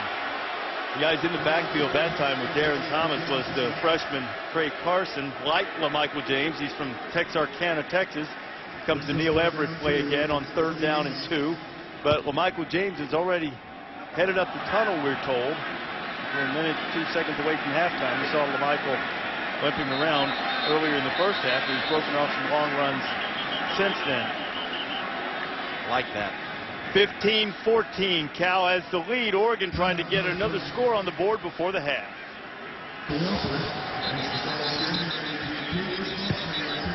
Minute 2 seconds remaining here in the first half in Autzen Stadium. Number 9 Oregon taking on Cal, and the Bears, huge underdogs in this game. Kicked 3 field goals, got a touchdown pass from Zach Maynard to Keenan Allen, and late in the half they're clinging to a 1-point lead over the Ducks, but Darren Thomas has his team in Cal territory looking at a 3rd and 2. Mary, I think you run the football. You still have 3 timeouts. Make sure you get the first. Ducks will do just that and more whistles. Timeout called by Oregon. So before they could get the play snapped, apparently someone from the sideline called timeout. Chip Kelly not pleased with exactly how everything was lined up. Cal with a 15-14 lead. Now, Cal was capable in some respects. How surprised are you right now that the Bears have a chance anyway to take the lead to the half? I think for me the resounding thing is I don't feel that energy from Oregon that we normally get. I mean, I kind of feel like I have to stretch up here in the booth when you're calling an Oregon game. And I get a sense that they really understand at Cal what Oregon's going to do, and they've done a nice job, especially on 3rd down. On defense, they've done a great job mixing up their looks. Oregon, to me, a team right now that just seems like they've lost all their momentum. They felt maybe as if the game was over after the first quarter. This offense now hasn't been in the end zone, hasn't scored points on the last several drives. This is a big drive for their confidence now, ironically, heading into halftime. Barner bouncing it and appears to have enough for the first down. You just saw the graphic we put up. Chip Kelly as a head coach. Now in his 3rd year, he's 25-5 overall. He's 21-0 when he has the lead at halftime, 4-5 when tied or trailing. Now on 1st down, Thomas going to take a shot, throws it into traffic. Josh Hill had a little bit of a collision with the receiver, and there is no flag down. Well, again, Clancy Pendergrass going with 8 dropped in. It's interrupting the route of the receiver. That's pass interference. Pass interference. Put his hands on him. Chip talks about moving on to the next play. Perhaps a little something to say about the last one. Crowd reacting, watching the big video board and seeing what they believed had been a pass interference call. But 2nd and 10. Thomas out in the flat. DeAnthony Thomas has the catch, and he'll be pushed out of bounds by Josh Hill. But another first down for the Ducks. 44 seconds remain. Great job of Darren Thomas allowing his receiver to make yards after the catch by being accurate, giving him a catchable football out of his break, and allowing him to turn that up for the first down. And Justin Hoffman driving off the line of scrimmage to allow that openness that was in that flat over there. Thomas. throws it away over the head of Tuanay. It'll be 2nd and 10, 38 ticks left. Do y'all get what I'm feeling, and you were talking about there, that it just doesn't seem like the same rhythm that we're used to seeing from Chip Kelly's offense. Well, that was a play, zone coverage. I don't think they were expecting it on offense. But there are no receivers running to get open while Darren Thomas is scrambling, unlike what we saw from Keenan Allen on his touchdown reception. We haven't seen Darren Thomas running yet, have we? Still got 2 timeouts. Ineffectively against Arizona. Darren Thomas, it's picked off! Intercepted by DJ Campbell. Campbell gets up to the 50-yard line, less than half a minute to go. Applying the pressure again was Aaron Tipoti, and the Cal defense with another stand. Another great job by defensive coordinator Clancy Pendergraft, mixing up his defense, bringing the pressure. Darren Thomas thought he had an answer in man-to-man coverage on a shallow cross. He throws that right to the safety, DJ Campbell, who does a nice job anticipating where that throw is going. Yeah, that man free there. He's coming out, and he sees the quarterback's eyes.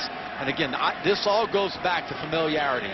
The coaching staff at Cal has a good game plan. They have built off of what they had coming from last season's game against Oregon. Guys, that was a huge stop because Oregon gets the ball first to start the second half. The Ducks score there, then get it back. They could have created some space, and as it is, now Cal has it with a half minute to go. So Feli with the carry, and perhaps with Maynard's accuracy issues, even though they just called the timeout, you would think Tedford's going to be careful here in the last 22 seconds. Well, Maynard has been hit and miss tonight, and his hits have mostly been when Keenan Allen was able to bail him out, and just not been an accurate guy. And Jesse, we've looked at his footwork, his head, and also when he misses, it's big. Just hasn't been in a rhythm at all. A lot of these coming on 3rd down. It's the good and the bad. We've seen him make some great throws tonight. I think he's been his most effective when he's been outside the pocket, throwing on the run, and when he's throwing in breaking routes. But the inconsistency really has halted this offense because, as you saw in those examples, there have been a lot of guys running wide open with a chance to make plays. Well, the truck did a great job of catching this, and when you look at Zach Maynard on the touchdown pass that he had, he was moving to the left hard. Watch his head when he delivers the football. He's throwing it as hard as he can. He's ripping the head all the way around. Yeah, not looking at his target. Everything he can into that. And what a catch that was by Allen. 2nd and 7 now, 22 seconds. Tavecchio's got great range as a field goal kicker. He's hit one from 54 already tonight. Maynard down the middle, and Allen had a hand on it, and Keenan pulls that one in. He might keep running. I think there were 2 wide receivers open here down the field. Inside, there was Michael Calvin running on the post. You know, that's the 2nd time tonight. Zach Maynard's been a nice throw over the middle of the field to his brother. You just got to run through that ball, not short on it. That is all on the receiver. And you have to understand in that play there, that safety's deep, and he's going to kiss you. You just got to go ahead and make the catch. You know, Eddie Pleasant was there. I'm not sure Eddie had quite the right angle there if Keenan catches it. Anyway, it's 3rd down.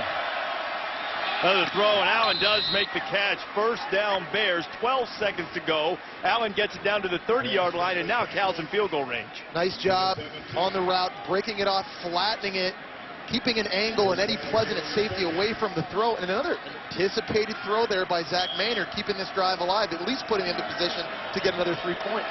And with that in mind, and with the inaccuracy in mind, I wouldn't be at all opposed to giving the football to Sofele, letting him pick up 5 or 6 yards, or your running back, whoever's in there, and kick a 3. 1 timeout to burn. Allen's at the top of your screen.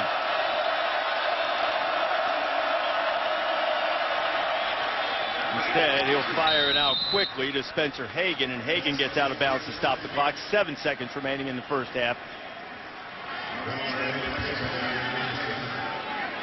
So they're going to allow Maynard here. 1 more throw with 7 seconds. Now, you cannot take a sack. Sense of urgency. The ball's got to come out, but you are not throwing an interception on this. If it's not open, throw it away. Throw it hard in a way so it gets out of bounds quickly. Stop the clock and give yourself a chance at a field goal. And Tedford showing some trust in his quarterback to get this play run in time. Clock winding. Maynard's got to get rid of it. He does. Throws it out of bounds. Took a while to hit down, almost reminiscent of that Colt McCoy play against Nebraska in the Big 12 championship game. 1 second to go. And that's why I'm saying you got to throw that thing out of bounds hard, the same way he threw the touchdown pass. Whip the head around, get the ball out of bounds, because if you lob it, you risk the game clock going down to 0. Giorgio Tavecchio with a career-long 54-yard field goal tonight. He's made 2 others in shorter distances. This one's going to come from 40 yards. Oregon's going to call the timeout. And Chip Kelly's had a running dialogue with the officials for much of the first half tonight. He's looking, he's trying to ask about the clock, see if the official on the field didn't run out.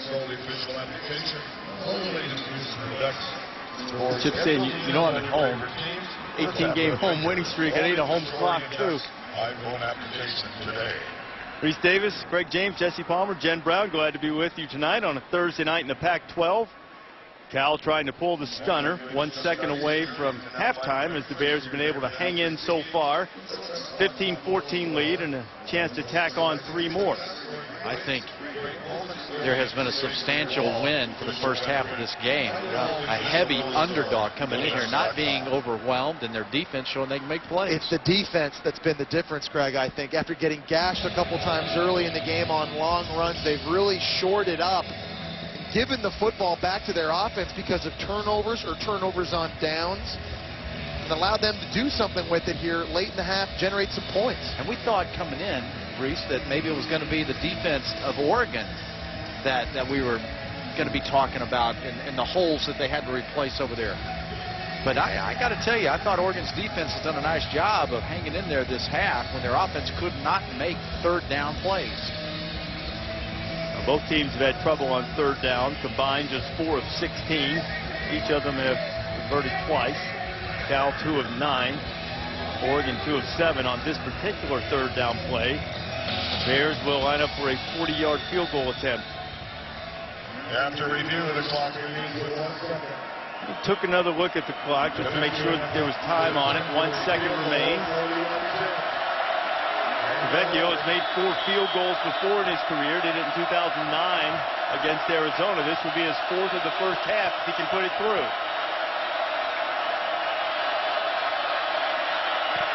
Giorgio Tavecchio, and the Ducks got a hand on it, and it'll remain 15-14.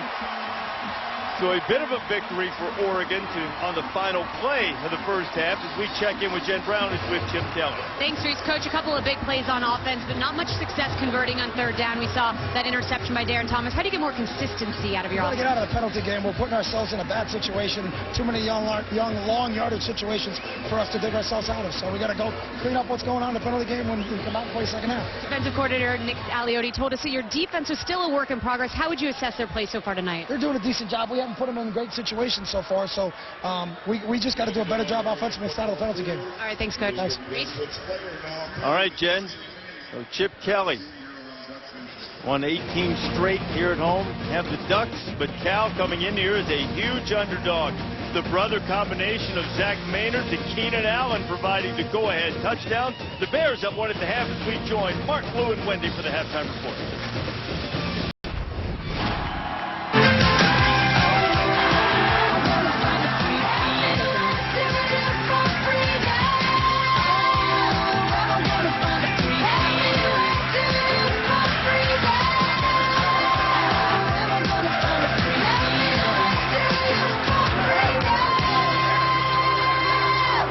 Oregon's not getting a free pass at home tonight. Glad to have you with us. ESPN's College Football Prime Time, served by Applebee's as Chip Kelly and the Ducks turn to the field at Austin Stadium. Cal with a 1-point lead as we get set to start the third quarter. Reese Davis, Craig James, Jesse Palmer, and Jen Brown with you. Jen working down on the field. So, Jesse, the Ducks perhaps getting more of a fight than many anticipated from Cal. What does Oregon need to change in the second half? I think if Oregon's going to win this game, quarterback Darren Thomas is going to have to start making plays throwing the football. For the second consecutive year, Cal's defense has put a lot of players close to the line of scrimmage, try to take the run away, and they're daring Darren Thomas to beat them.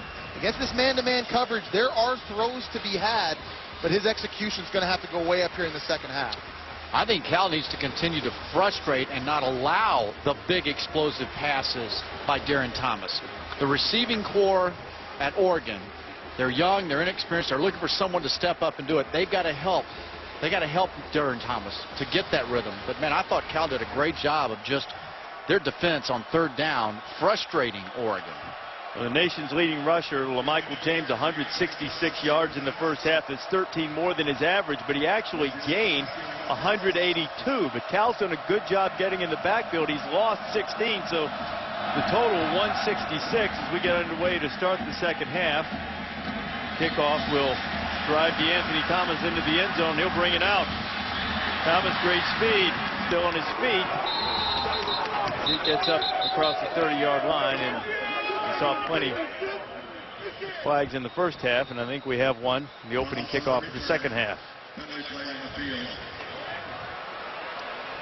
Tackled by Chris McCain.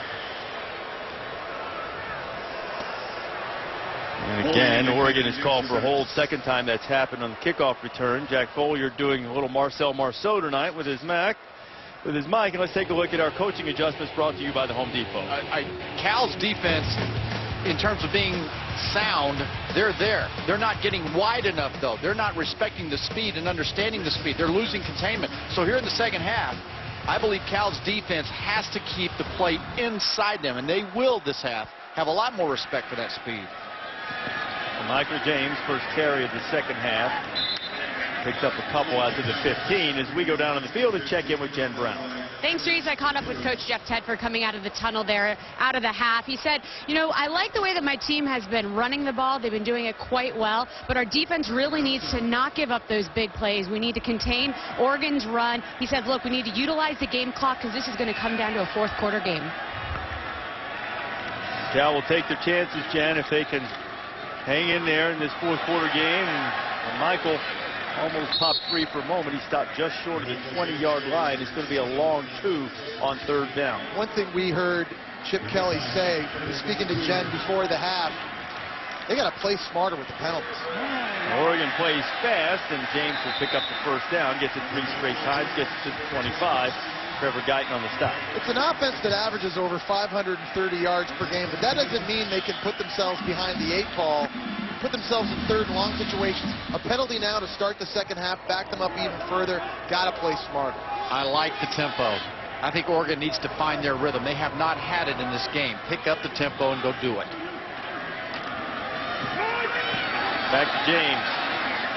Michael pick up of about 3.5 on first down. So they've had a good success tonight in getting to the outside with LaMichael James, and they've not really hit it inside. They've struggled on the offensive line inside in the running game as well with pass protection. I think 3 new starters this year up front. That demonstrating itself so far tonight. On second down, Varner is checked in. Kenyon will be short of the first down marker. It'll be third and short. But I'm with you, Craig, what you said a second ago. It doesn't feel to me like Oregon's playing as fast as they generally play. Playing a lot slower, allowing Cal's defense to get aligned, get assigned, and go execute. Third down was a problem spot in the first half. Varner has picked up the second straight third down in the second half. But I will say I do respect the patience of Oregon's offense tonight. You know, with being methodical like they are right now, Darren Thomas has not had a good game throwing the football, only 8 completions. And so do what's working for you, and that's LaMichael James running the football. Not sure Varner got set in the backfield. He'll be set right at the line of scrimmage. DJ Campbell and Sean Cattouse. Cattouse finished him off.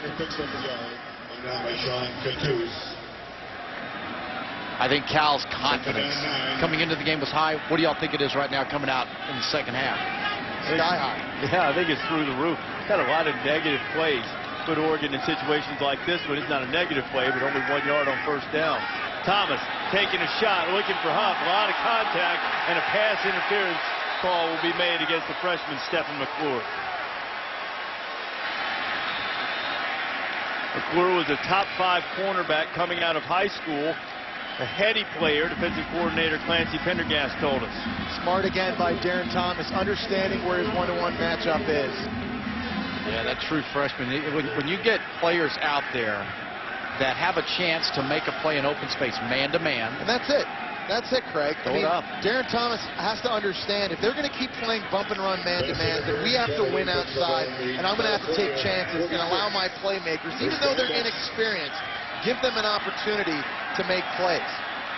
You have to make them pay for putting 9 players close to the line of scrimmage. The interference penalty makes it first down. Thomas to throw on first down. He got hit right in the mouth as he threw. Huff made a great catch. Big time hit by McClure. Good play all the way around. And a good gain on first down for the Ducks. They picked up about 7. You follow the Ducks, and anyone will tell you, those who do follow them, that Josh Huff is a guy they've expected and hoped would step up to make plays like that. That's climbing the ladder, making a catch when you know you're going to get hit and hit hard. They've had their most success throwing the football on the outside to Josh Huff on comeback routes. Man-to-man again, a good look at the bottom of the screen. Gave him a little more forward progress. Ducks only need 1. Michael's going to get that. The chains move again. First down, Oregon. But Cal's defense has survived tonight by going man-to-man. They're giving up the 9-yard gain. They're willing to do that. They've been in their best positions when they've won on first down. When they forced Oregon to throw the football 2nd and long, 3rd and long, and that allows them to mix up their coverages and go to zone. Man-to-man again. They're challenging Oregon here early in the second half. The Anthony Thomas in the backfield. Freshman. Hunts and pecks. Maybe picks up a yard or 2. Cal's defensive line on the inside really doing a great job of getting off blocks, seeing where the runner is, frustrating them, making them dance, and then getting to them. Mass substitution right there by Cal's defense. Oregon not playing very, very fast tempo, gave them a chance to get fresh. The give on the inside. James back into the game. And Michael gets very close to the first down marker. See where the spot is. He's going to be a little less than a yard short. And Oregon lines up, snaps it very quickly. And they give it right back to James. Not much running room inside, but enough to pick up the first down. I love that tempo change by Chip Kelly and Oregon. They call it super tempo. They play faster, and they just run the exact same play they ran previously. It's a nice little mix-up change of pace. Now a fresh set of downs, getting close to the red zone. And LaMichael James now just 4 yards away from 200. It would be his 3rd consecutive 200-yard game. Anthony Thomas comes in, fresh legs. He's in that slot to the left. Boy, it's mighty tough to cover 2 guys like he and Michael James. Thomas firing to the end zone. Touchdown, DeAnthony Thomas. His 2nd score of the night. 1 on the ground, 1 through the air. This one from 23 yards out.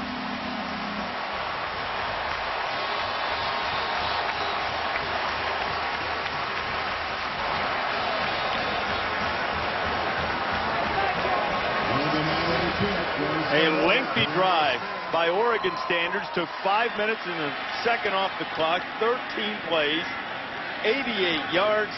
And the Ducks, number 9 in the land, they won 18 straight at home. They take the opening kickoff of the second half, march down and regain the lead. 21-15 as Darren Thomas throws a strike to DeAnthony Thomas. Thomas is everywhere, and he puts points on the board for the Ducks.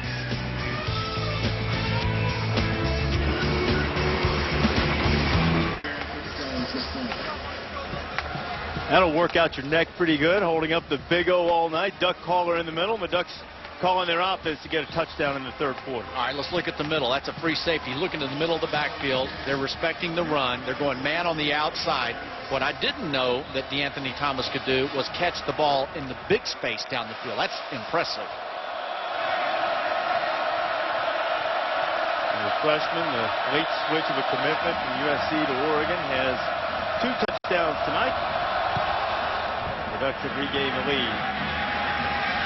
Brendan Bigelow, that is a severe tactical error. Unless Bigelow can run out of it, and he cannot. And now, Cal is in a world of trouble. Brian Jackson was down there to cover him up as we check in with Wendy Nix. Reese, thank you. A Dr. Pepper Big Ten update. Braxton Miller makes his third career start as his team heads to face Taylor Martinez and the Nebraska Cornhuskers. This game, Saturday, 8 o'clock Eastern on ABC. Reese? All right, Wendy, check that one out for sure. You know, Brendan Bigelow did not lose the ball, but that reminded me of the play that Washington made on a kickoff against Nebraska earlier this season. They lost the football and completely lost control of the game at that point. We'll see if Cal has an answer for the miscue on special teams. E.C. Sofele, that's a pretty good answer. Sofele the first down and more. Up close to the 30-yard line before John Boyette gets him down. E.C. Sofele is an outstanding talent. And all first half, we've been talking about LaMichael James pursuing yet another 200-yard game. Very quietly, Sofele had 93 rushing yards until that last run. They now have to rely on him in this second half. And on that play, Oregon's defense lost contain. We talked about Cal's losing it in the first half and needing to make the adjustments. They, too, at Oregon, need to respect Sofele, and he can get outside just like LaMichael. Sofele taking the break. C.J. Anderson now in at running back for Tedford's team. Maynard up against the play clock. Get it off just in time. There was a mistake. Zach's just going to keep it himself. That play was messed up from the beginning. Barely got the snap off. Then Maynard and Anderson couldn't get together, and Zach wisely, rather than risk the fumble, just kept it. He's second and long. Oregon is a very inexperienced defense, and it doesn't show up just in the starters. We talked earlier about how they had to replace Casey Matthews, Spencer Paysinger, Kenny Rowe, 2 defensive tackles. But they also had to replace backups that must play between 20 and 35 meaningful snaps. A lot of those snaps are going to come here in the second half. How does the inexperience respond for Oregon on defense? Blitz coming. Fire. There's going to be interference called. Well, Marvin Jones made the catch anyway. Terrence Mitchell was all over him. Jones is a senior from Fontana, California. Over 1,800 yards receiving in his career. And Mitchell's a freshman, and Jones a very impressive football player, especially when he gets the ball in his hands and he runs with it. And going again and helping his quarterback, making a catch, picking his back up with a bad throw. I'm sitting here and I'm trying to figure out Zach Maynard, and I'm trying to figure out what mechanically is going on. He's throwing it better out of the pocket, but he's always throwing it better when he's throwing to his left. It's very strange to watch. Gave his receiver a chance to come back and make that play, but man, he's hot and cold. Pick up of 18, now firing into traffic, and that one hit the ground. He was looking for Jones again. Jones not only a talented receiver. Last night after we had meetings with Jeff Tedford in the hotel, we were walking through the hotel lobby and I heard this beautiful singing voice accompanied by a piano, and I walked over to it. It was Marvin Jones singing with his fellow receiver Keenan Allen playing the piano. And our Jen Brown, before they were playing, was down there in the lobby playing and doing a nice job. He was. They could have had a trio if Jen had hung around for a little while. Quarterback draw. Maynard gets the nose of the football into Oregon territory. It'll bring up third down and about 6. Nice play call by Cal offensively. Using Zach Maynard's athleticism, getting the +1 advantage in the running game with an extra blocker, making this third down so much more manageable, Craig. Tedford told us he was going to have more designed quarterback run plays tonight. I think that's the first one we've seen that was a designed quarterback. Yeah. Bears have not been good on third down tonight. Maynard has to dump it out, and plenty of running room in front of Anthony Miller, but under the pressure, Maynard couldn't deliver accurately. Kadu and Hanna were back there to put the heat on. It'll be fourth down and punting situation for the Bears. A win for Cal's offense in the sense that they were able to get it out of their own end, deep inside their own 5-yard line, trying to reestablish field position here early in the second half. Also, Jesse, at least gave that defense a moment to catch his breath after they had been on the field for 13 plays in Oregon's last drive. Anger punts it toward Cliff Harris on the sideline. Does an excellent job knocking it dead inside the 15. The official comes up to spot it, puts a foot down at the 14. That's where the Ducks will have it back. You come back to Eugene. ESPN's College Football Primetime. Brought to you by Hyundai. If it's fuel efficient, affordable, stylish, and safe, it's probably a Hyundai. And Dr. Pepper. With 23 flavors, Dr. Pepper is always one of a kind. Well, we're currently in the golden age of Oregon football, but there have been greats before. You saw Ahmad Rashad, known as Bobby Moore when he was here. The last guy was Joey Harrington, and here is perhaps the greatest Duck quarterback of them all, Dan Fouts, who's here doing the game on radio along with former USC coach John Robinson. The Ducks, who took it 88 yards for a touchdown the last time they have it, now 86 yards away from their goal line, as Michael James picked up a couple on first down. You know that Darren Thomas is an experienced quarterback now in this Oregon offense. That last drive, able to find big plays, throwing the football. With his experience this past offseason, Chip Kelly opened the playbook in the passing game. They have to keep it open here.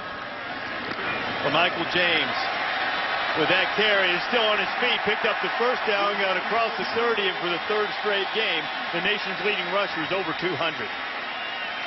Cal's defense has to play every snap of this football game. They can't allow Oregon's offensive line to set in like they did on that play there.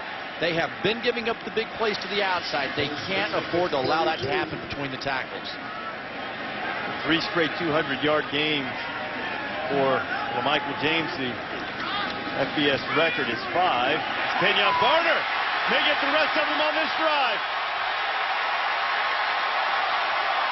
Barner to the house, 68 yards.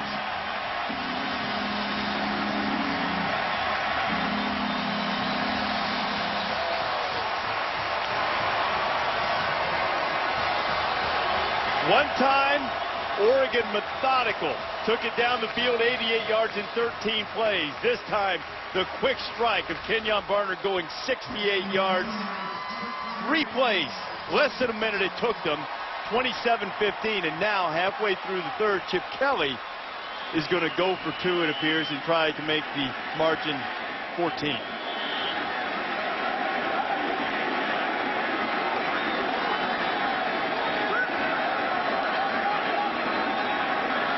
Watch the rollout. And here it comes.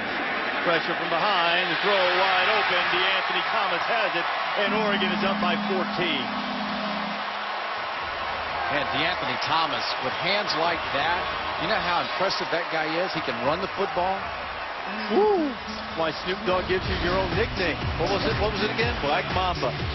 Kenyon Barner. He's a serious Mamba. He doesn't need a nickname. He's just gone.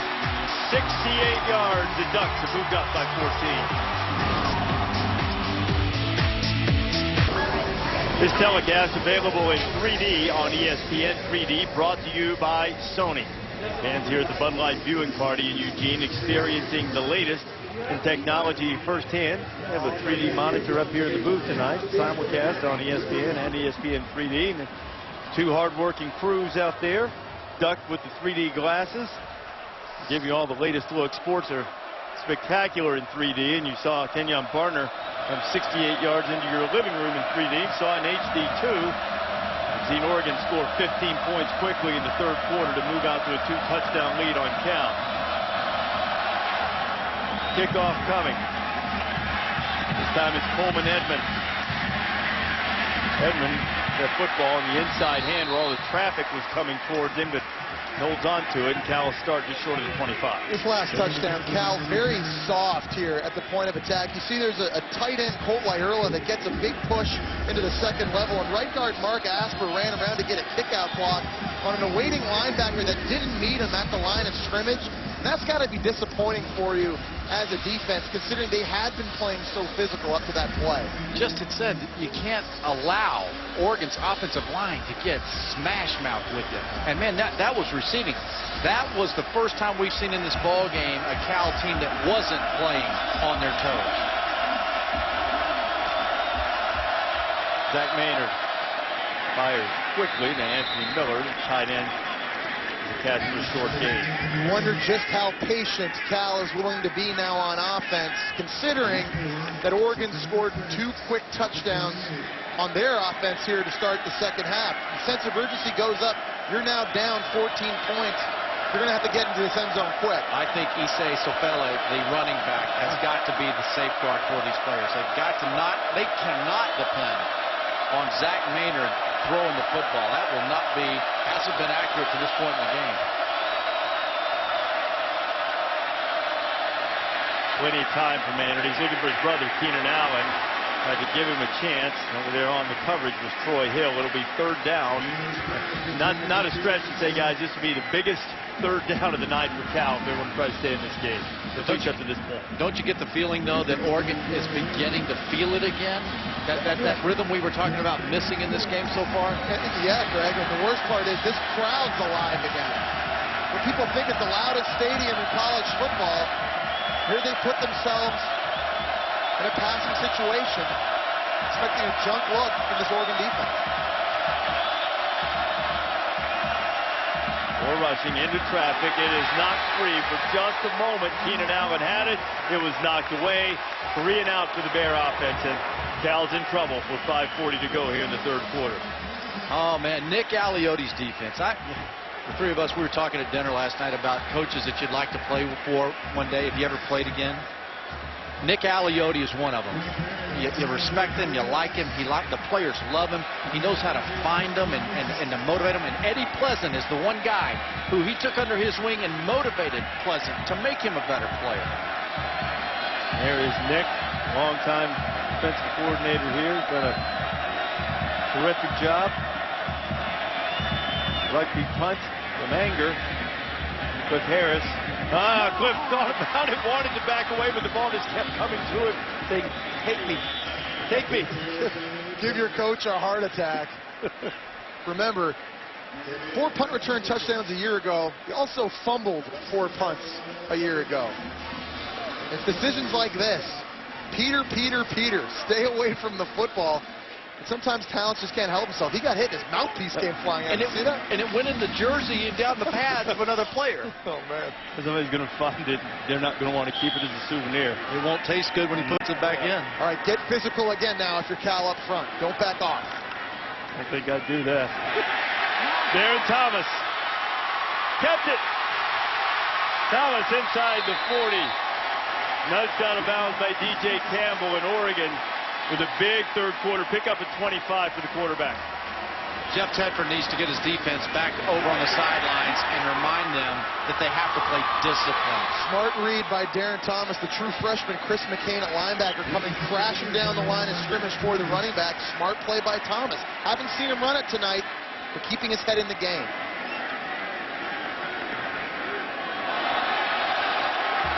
Well, look at this slot. These two dangerous players lined up next to each other.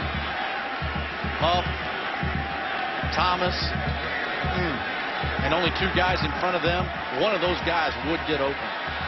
Thomas tried to get the offside call. No flags came because there was no contact, and then he changed the play up, and they couldn't get it off.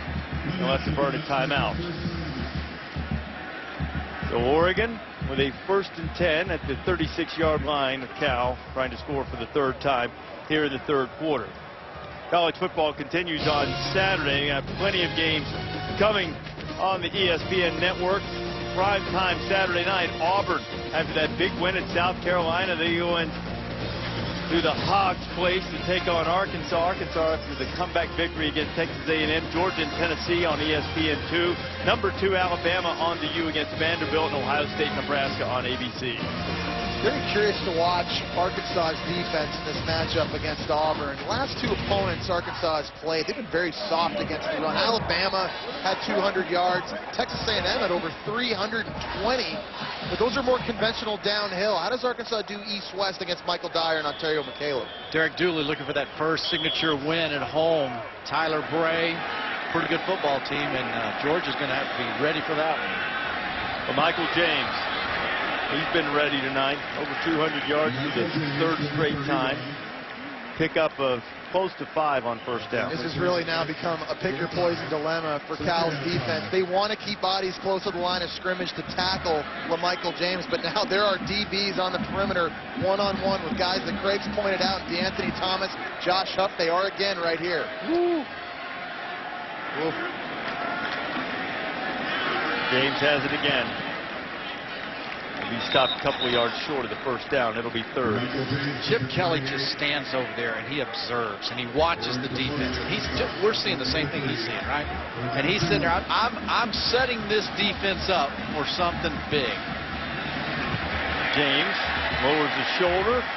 As it inside the 25, that'll be enough for another Duck first down. Is when the clock starts again, we'll wind inside the 4-minute mark here in the third quarter. I think Michael James' physicality as a runner motivates this young football team. When they see him make runs like that, where he plows forward, I think that gets them fired up.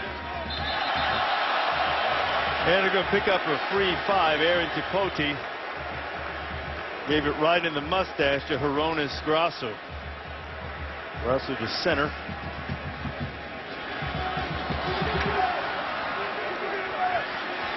I beg your pardon. Drawn offside was Tipoti. I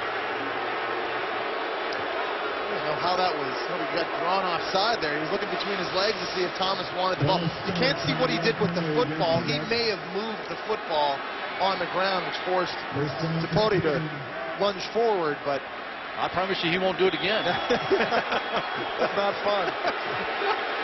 Well, the crowd here didn't care for the call much, but it goes against the Ducks. 1st and 15.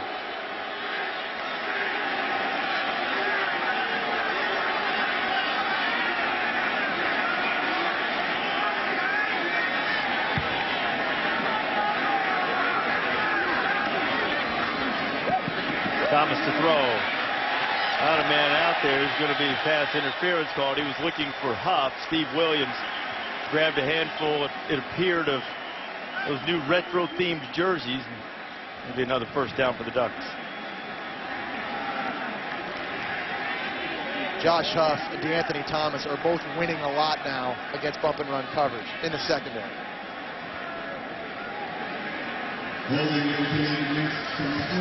That'll be defensive holding. First down for Oregon as they continue on the march. Darren Thomas getting to the line of scrimmage and just seeing that center fielder, free safety, and the man-to-man on the outside. Of course, he's got to stay inside and respect Michael James, who has over 200 yards rushing tonight. This tempo on offense forces the defense to show its hand. And right now, Cal's just lining up in what they're going to play. James tries to spin out of a tackle. Not much doing. It'll be second and long. Chip Kelly has, over the years, I think, become more patient and calm on the side. I mean, he's always had his composure, never lost that, but just the maturity and understanding of how to call a game. On second down, the tackle for loss. Big hit by DeAndre Coleman, sophomore from Seattle. The backfield to knock down James. It'll be 3rd and 11.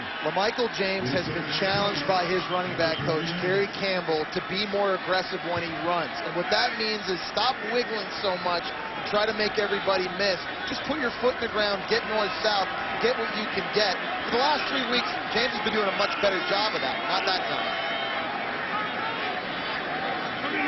Ducks not good on 3rd down in the first half, just 2 for 7, but they're 4 for 4 in the second half on 3rd down. Thomas. Let's make it 5 for 5. Let's make it another touchdown for the freshman DeAnthony Thomas.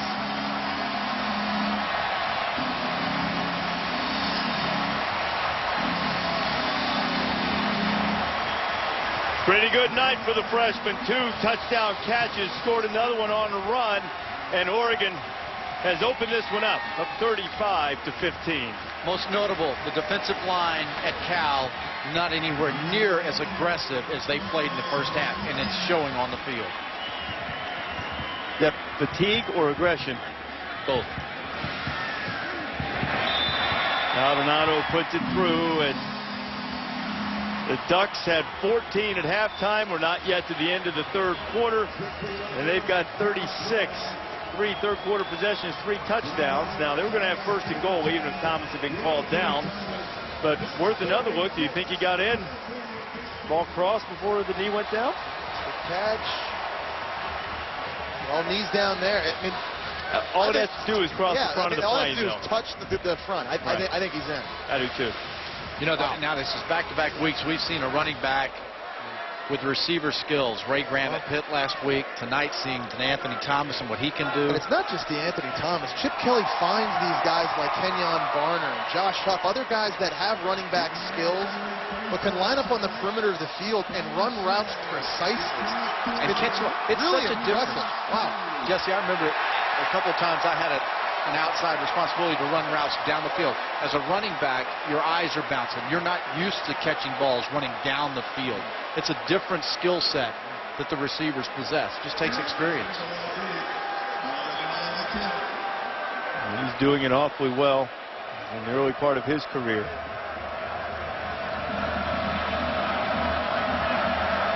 Another addition of speed. This team's motto is fast, hard, and finish. Brendan Bigelow, freshman, is stopped at the 25-yard line as we take a moment to check in with Wendy Nix. Reese, thank you very much. SportsCenter right now brought to you by Coors Light. TCU has been officially invited to join the Big 12. The Horned Frogs had been set to leave the Mountain West for the Big East at the start of next season. And Game 5 of the ALDS is in the books, and it's the Yankees who are headed home. The Tigers win 3-2 to advance to the American League Championship Series. Reese? About that, big night for Detroit. Big night in Dallas as TCU headed to the Big 12. Zach Maynard firing. He's got Keenan Allen out there, and Allen has another grab, and Cal is back in Oregon territory with just over 2 minutes to go in the third quarter as the Bears try to fight back. That's the second time tonight, the brothers, Zach Maynard and Keenan Allen, showing you their chemistry. The second time tonight on a scramble play that Keenan Allen able to work back. You're going to see him at the top of the screen. It's an in-breaking route. When he sees his brother break out of the pocket, he immediately cuts back towards the sideline, gets back in his brother's vision, able to make a big play. By the way, Allen with his second straight 100-yard receiving game had 197 yards on 10 catches against Washington in the Bears' last game. I'm not sure Maynard was ready for the snap. Zach fires it high for Michael Calvin. Nick Aliotti now beginning to double cover Keenan Allen. He's not going to allow the big receiver freedom over the middle of the field or down the sidelines. That's an adjustment Aliotti's now made. Tight end was where the ball should have gone there, and because of the adjustments. But Zach Maynard doesn't have enough snaps yet and the experience to read that and recognize it. And that is the beauty of Nick Aliotti. He'll take away what's working for an offense. Now, what adjustments were made, but the result is Oregon is almost tripled the yardage by Cal in the third quarter. Maynard fires it out complete to Hagan. And just as we saw in the touchdown pass, Zach's head came flying around. When he wants to load up and put a little something extra on there, got a little mustard the head flies out. Cal now understands they have to throw the football if they're going to get back in this game. There's no reason to believe right now that your defense can stop Oregon and keep them out of the end zone. So now you must pull the trigger each and every snap. Well, you can run it here too, but I think down 3 touchdowns, you're 4 down territory at the 40-yard line. 3rd and 2. Anderson. Well, it's going to have to be 4 down territory because the Ducks stop him in the backfield. Loss of 1.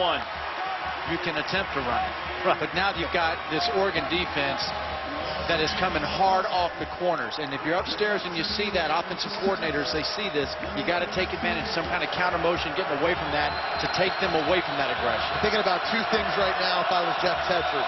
Allowing Zach Maynard to throw the football to his left. That's where he's been the most accurate. Expecting something here at the bottom of the screen. Marvin Jones, number 1 here.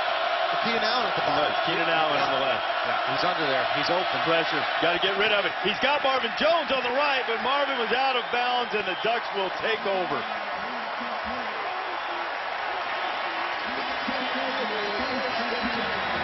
This was a predetermined decision for where he was going to go with the ball. Maynard had his brother, Keenan Allen, that we had talked about down there on the left side. Let's look at the left side. You see what I'm talking about. Here he is. He comes across, and they don't pick him up. Get the ball in his hands. That's about as open as Allen has been all night. And it's the easiest throw on the field, and it's one that Zach Maynard's going to watch on tape as he's developing. Remember, still only a junior, 5 games into the system. One he wishes he had back.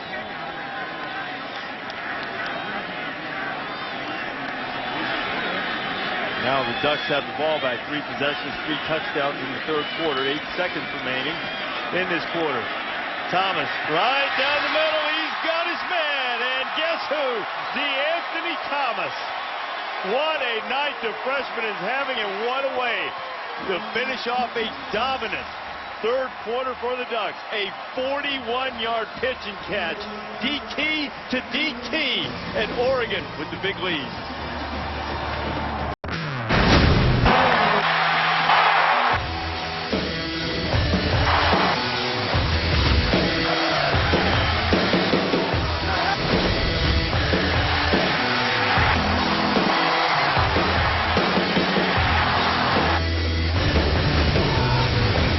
Tonight's Power Plays brought to you by the movie Real Steel in theaters October 7th, which is tomorrow. Ducks showing some real speed. Here comes some more of it. LaMichael James turns the corner. LaMichael James marked out of bounds before he scored. They're marking him out at the 3-yard line. It'll be first and goal for the Ducks. This offense just does not go away.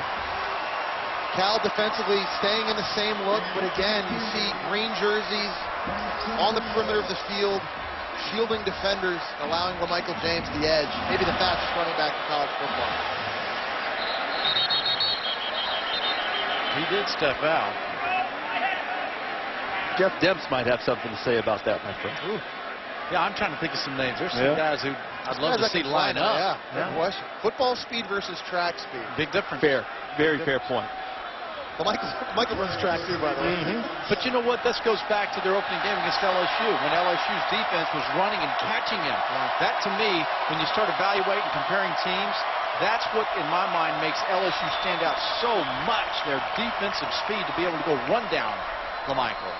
This is an offense that has so much confidence. Here they were trailing at the half, seemed to really lose their momentum, but they come back out here in the second half. They've been unstoppable.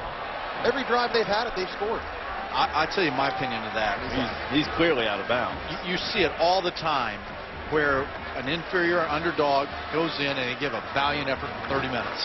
But they run out of gas, physically and mentally. And in this game tonight, the second half, the defense at Cal ran out of gas. Let's remember, too, this Oregon offense felt like they had something to prove tonight. After being held to season low in yardage and points against this Cal defense last year, they had a chip on their shoulder tonight, knowing they were playing on national television to prove to the country that was a fluke. They're proving it right now.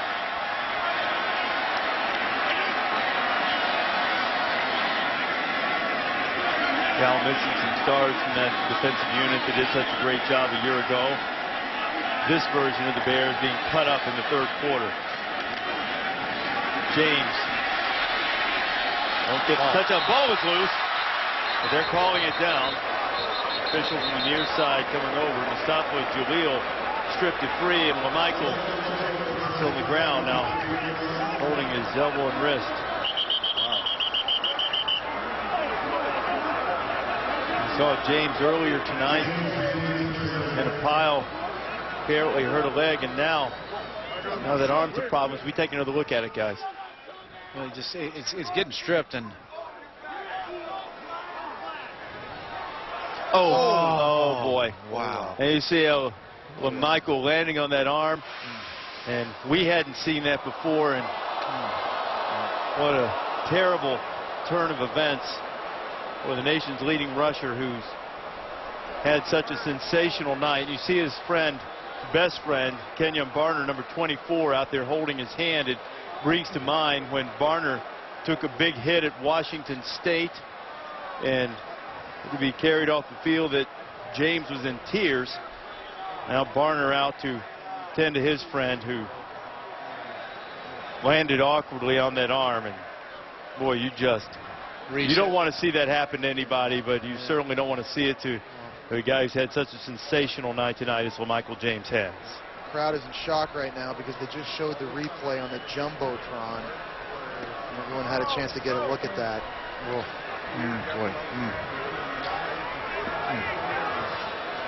Well, and James tonight went over the 4,000-yard mark from his career. James with 239 yards. Now, the 5th place all-time in the conference rushing records. Reese, they'll look back on the play before if this is as bad an injury as it looked. And it's a game of inches. If he doesn't step out of bounds and he scores, that play never happens. And you see the air cast that they're getting out to put on LaMichael James' arm. The medical staff at Oregon attending to him. The Doak Walker Award winner years ago led the nation in rushing last year, attempting to do it for 2 consecutive years, something that hasn't been done since LaDainian Tomlinson did it. Well, as a former player, that's very tough to watch because, Craig, we appreciate how much work goes into playing and preparing for a season. And LaMichael James' teammates and even his opponents understand the sacrifices you make in the offseason to get ready to play. You certainly hope this is not a serious injury. You hope LaMichael James will be able to make it back on the field very soon. But concern from both sides, from anybody who's ever played the game, to appreciate how hard that is for a player that works at it and is such a great practice player like LaMichael James, an example on his team. Not just a great player, but a great teammate. And it's the example that LaMichael James sets everywhere else and everything else he does.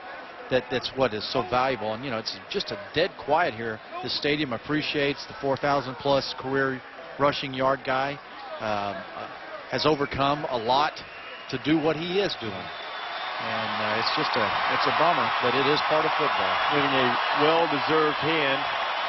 More than 54,000 on hand at Autzen Stadium. A guy who's giving them some serious thrills in his 3 years here in Eugene. And boy, that's a tough sight to see. Tremendous running back, LaMichael James, with that air cast on his arm. And certainly we hope that the injury is not as bad as it appears. We only hope that he'll be back as soon as possible. James heads to the locker room. You know, it was a little bit of a fluke play. You see it happen a lot of times in football. It's not necessarily the impact of the big hit. Sometimes it's falling. It's one of the reasons that a lot of coaches around the country during practice very rarely let their players take the other guys to the ground. That's when a lot of the injuries occurs, when you go to the ground, as LaMichael was going there. Remember, it's a wet field also from raining early, and you wonder if, you know, that slipped from underneath him. And back to the game, and Darren Thomas fires. It's a touchdown pass to Lavachier, 2-A, and Oregon has 42 on the board. There is a flag sitting at the 7-yard line. If it stands, it will be Thomas's 3rd touchdown pass tonight.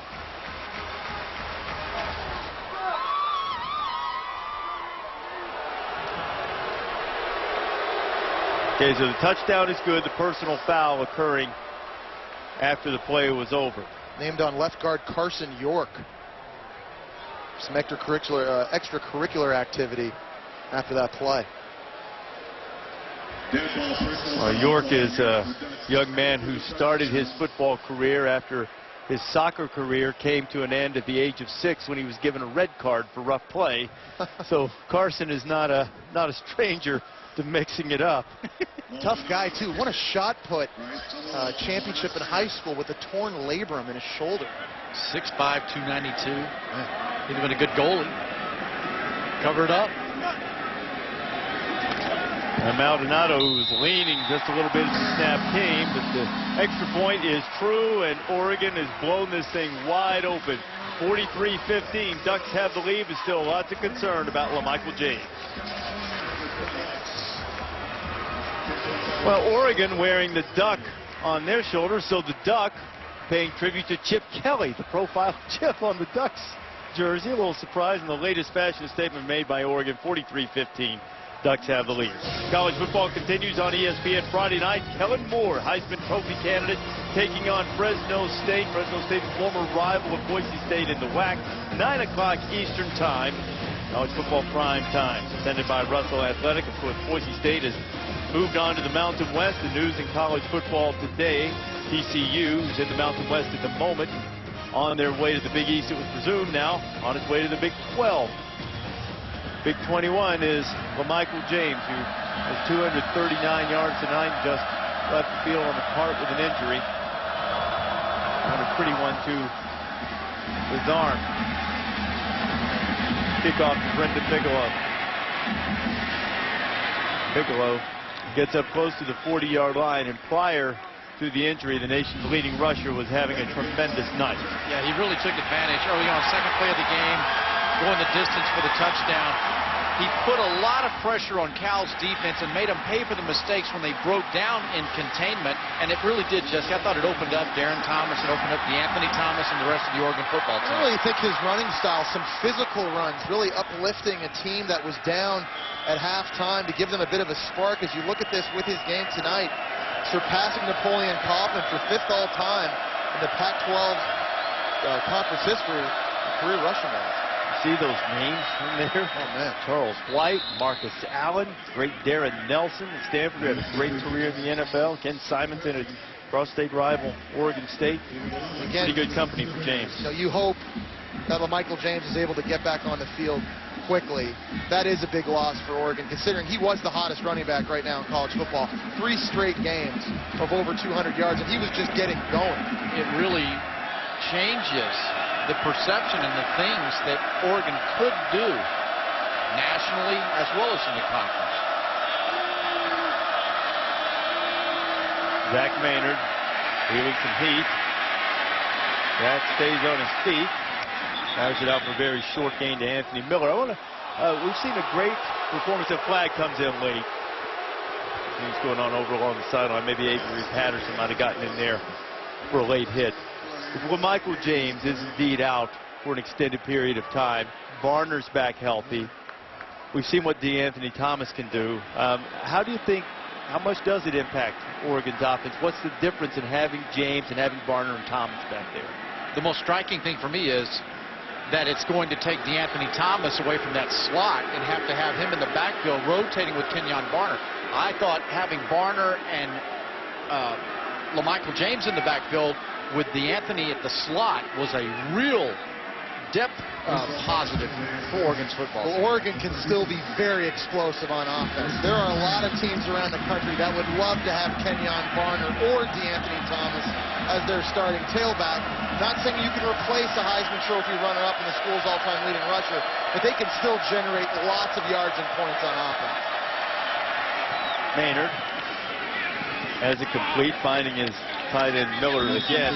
Another guy that you might see a little bit more of now is the freshman Trey Carson from Texarkana. He's from the same high school as LaMichael James. A little bit bigger back. Weighs 225, 230 or so.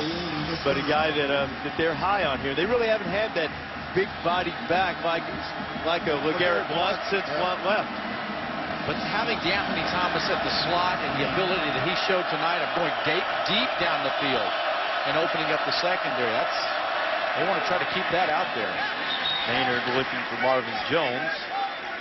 Terrence Mitchell on the coverage. On the flip side here, the game seemingly out of hand. Very important that Cal continues to compete, continues to develop. Remember, still very young on offense, still very inexperienced. Working Zach Maynard in, a new quarterback this season. Get him some meaningful reps. Because this Pac-12 North Division, it's competitive. You're going to have some big games coming up the rest of the year. Including next Thursday night. They got to get ready to play again. And we'll see Cal taking on USC in San Francisco. So Fele, flag comes out at the 20-yard line. It's Fele on the run. Got enough for the first down. We'll see if it stands up. Cal having Memorial Stadium in Berkeley renovated, so they're playing all of their home games in San Francisco. Be at AT&T Park to see the Trojans and the Bears next Thursday night. And it will be holding against Cal, so they'll back it up 10 from the spot of the foul. And you talked about the Pac-12 North and the competitive nature of it. One thing this year being the first year that the Pac-12 has divided into divisions and will have a conference championship game. Conference championship game is played on the home field of the team with the best record, so it's significant for Oregon to win, especially division games like this one. Cal now will have 2 losses in the division and would seemingly be out of the race. Oregon has a big showdown with Stanford coming on November 12th, but next week, a week from Saturday, Old Sparky and Arizona State rolls in here. Arizona State off to a good start under Dennis Erickson. Only the loss non-conference play to Illinois. Off to a 2-0 start in conference. We'll have Arizona State taking on Oregon a week from Saturday. And of course, Stanford really hasn't played anybody of any significance yet. I think the schools in the state of Washington, probably the biggest surprises so far in the Pac-12. Washington State 3-1 to start the year. I like Washington. Yeah, Keith Price, a quarterback. Yeah, very nice transition after Jake Locker. Steve Sarkisian is a heck of a coach and a good staff. Very positive year for them coming. 3rd and 23. Marvin Jones has a catch inside the 25, and he's going to be about 10 yards short of the first down. For whatever reason, he just throws it much more accurately when it's an in-breaking route or when he's throwing to his left. And that's the only thing I can really see from evaluating him and breaking him down tonight. I would expect next Thursday night to see a little bit more of E.C. Sofele, the running back. Sofele. I like the way he runs. He's a given. He's a positive. You watch Maynard on this 4th down play. Leading 8, keep it alive. Zach's going to get hit in the back, and the Ducks will take over. You don't know the story of Zach Maynard. He's a transfer from Buffalo. He left Buffalo when Turner Gill left to go to Kansas. He's a half-brother of Keenan Allen. Just happened to coincide with Allen's recruitment, which was huge. They decided to come together to Cal, but it's been a rough night for the big brother tonight. Oregon puts a hit on him. They're up 43-15. ESPN's College Football Primetime is served by Applebee's fresh new 2 for $20 and in part by Buick. See real stories of human achievement on the Buick Human Highlight Reel at ncaa.com/Buick. This campus in Eugene, beautiful setting in the Willamette Valley. This is the oldest section of campus. Deedy Hall opened in 1876. 177 students. Now roughly 24,000 students continue their studies at the University of Oregon. Go into this historic building on a beautiful campus. The scoreboard looks beautiful for Oregon, but I don't think you can classify it as a beautiful night given the injuries suffered by LaMichael James. Now we have a Cal player who's hurt, is Trevor Guyton, the senior defensive end, who's had a very good season for a while. As we see Zach Maynard, who took a big hit on Cal's last offensive possession, having his neck worked on. Guyton's certainly a guy that's kind of taken the slack in place of Cameron Jordan, a defensive end who last year was a leader on this defense, became a first-round pick in the National Football League draft. Guyton, a guy that were kind of moving around up front in that defensive line, bringing a physical presence to Cal on that side of the football, a guy they cannot afford to miss as they look forward inside conference play. 2 different halves for sure. This Cal defense in the first half on 3rd down was outstanding. Their defensive line, they lost containment a couple of times, and LaMichael James made them pay for it. But in the first half, they played with great enthusiasm, and it showed on the field. Let's see if we can pick up what happened to Trevor there. It fell awkwardly and reached for his midsection, so hopefully he'll be okay. The Ducks looking at 2nd and 10. Kenyon Barner tackled by the freshman Chris McCain. We check in now with Jen Brown. Jen, what do you have on LaMichael James? Thanks, Reese. Well, as we saw, he was carted off with his right arm in that air cast. They didn't take him to the locker room. They actually drove the cart across the way into their athletic facilities and drove into the building. Now, I did notice that he was wincing in pain on every move. He was not crying, though. I can add that. But, you know, we have to note, Oregon does not give any details on injuries, whether how, you know, no matter how minor or major they are. I'm just going to keep on continuing to stand out here and see if I can get us an update. Okay, Jen, Darren Thomas trying to connect with Josh Huff. In fact, we were talking with Chip Kelly about his injury policy yesterday, and Chip said, I'll talk about them, when they're over, when the guy comes back, they'll tell you what's wrong. As some coaches have decided, other ones that it provides a little bit of a competitive advantage for the opponent if they know who's going to play and who's not. Well, Michaels certainly looked serious, and we hope it's not as serious as it looked when he left the field.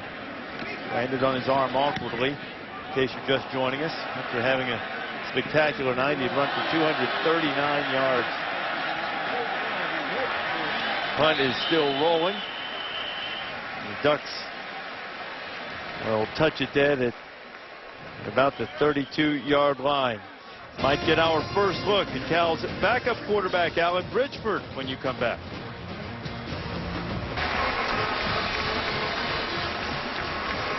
At halftime, Cal held a 15-14 lead. Second half has been a different story. 29-0 Oregon.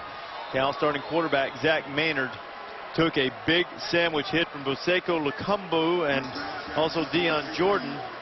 Lukumbu and Jordan sandwiched the starter, and now the backup Alan Bridgeford checks in for the first time tonight. Bridgeford fires out there for Marvin Jones, and it's broken up by Ifu Ekpeulamo. An opportunity now for Bridgeford, get some reps. Great size, 6'3", 212. One thing you know about Jeff Tedford as a head coach, a great offensive mind, develops quarterbacks. Always done that. Whether it's Aaron Rodgers, Joey Harrington here at Oregon, Achilles Smith, Trent Dilfer back at Fresno, Kyle Bowler, all first-round picks, all picked early. Jesse, in all honesty, that's really been the problem for Cal the last couple of years with their offense. As Bridgeford throws it a little bit behind Troy Hill, almost got the pick. Bridgeford was a highly touted guy coming out of high school, but the guy who started the game that Cal almost won last year against Oregon is Brock Manchin. Manchin's on the sideline with a headset right now. He's falling to third team. Watching Bridgeford throw in pregame, he's got a long delivery and a very powerful arm. He was a highly touted guy coming out of Mission Viejo, California. Some recruiting services had him as that proverbial four-star. That's mobility, and certainly, as Jesse mentioned, a good mentor at quarterback in Jeff Tedford. Bridgeford zips it out there nicely. Michael Calvin dropped one earlier tonight. Makes the catch, gets up close to midfield. It'll be a first down for the Bears. Cal just needs to get some consistency and accuracy from Zach Maynard. And maybe he'll grow up and learn from this, and next week will be a different day for him. I think it was an up and down day for Zach Maynard. I think certainly missed a lot of wide open guys, but he also made a lot of great plays. And I think he's certainly tough. We just saw him get knocked out of this game. One question you have, he's only 190 pounds. And, you wonder if he can take the beating week in, week out. Now playing in the Pac-12 conference. Bridgeford zips it out there. Spencer Hagan now tied in. He'd been a wideout the last couple of years. A little bit bigger body guy, moved into the inside. Because Cal has the makings of a good offense. The offensive line's there. The ground game is there. They've got excellent wide receivers. You said in pregame on SportsCenter hit we did, you thought they had the best tandem wide receivers with Marvin Jones and Keenan Allen in the conference. So they've got the ability and the potential, but potential is just what it is. 2nd and 5. Bridgeford, good protection, gets it underneath to Keenan Allen. Allen's 7th catch of the night. He's well over 100 yards receiving. He'll pick up another first down for the Bears. This giving you an idea of how this offense can operate when there's an accurate quarterback playing behind center. You have to give your playmakers an opportunity to do something with the football in their hands. Now, having said that, we're all mindful, too, of the situation. We understand absolutely. That. But as a coaching staff, you evaluate players, and you got to have a guy who can give those skilled players a chance. The situation's changed. It's still the Oregon first-team defense for the most part out there right now. Bridgeford firing it out. That was ill-advised, and a very good play by Hagan to keep that from being an interception. As Cal moves forward, their identity on offense has to be tailback Isi Sofele. Of course. It has to be. And he is their most consistent threat. It's what they do better right now. They're a better running team than they are a throwing team. You can take advantage of those wide receivers off of play action. But I think for them to stay in games and stay competitive, they must be consistent running the football with that guy right there.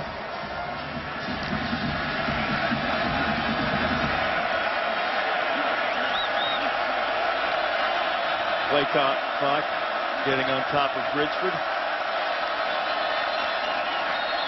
And he didn't get it off.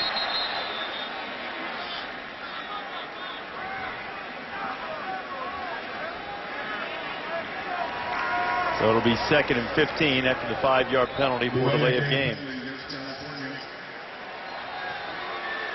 Very impressed with Oregon's defense tonight. We talked about how inexperienced they are, but it's not easy playing against a Jeff Tedford coached offense. You got to be so good with your eyes. You're going to see shifts. You're going to see motions.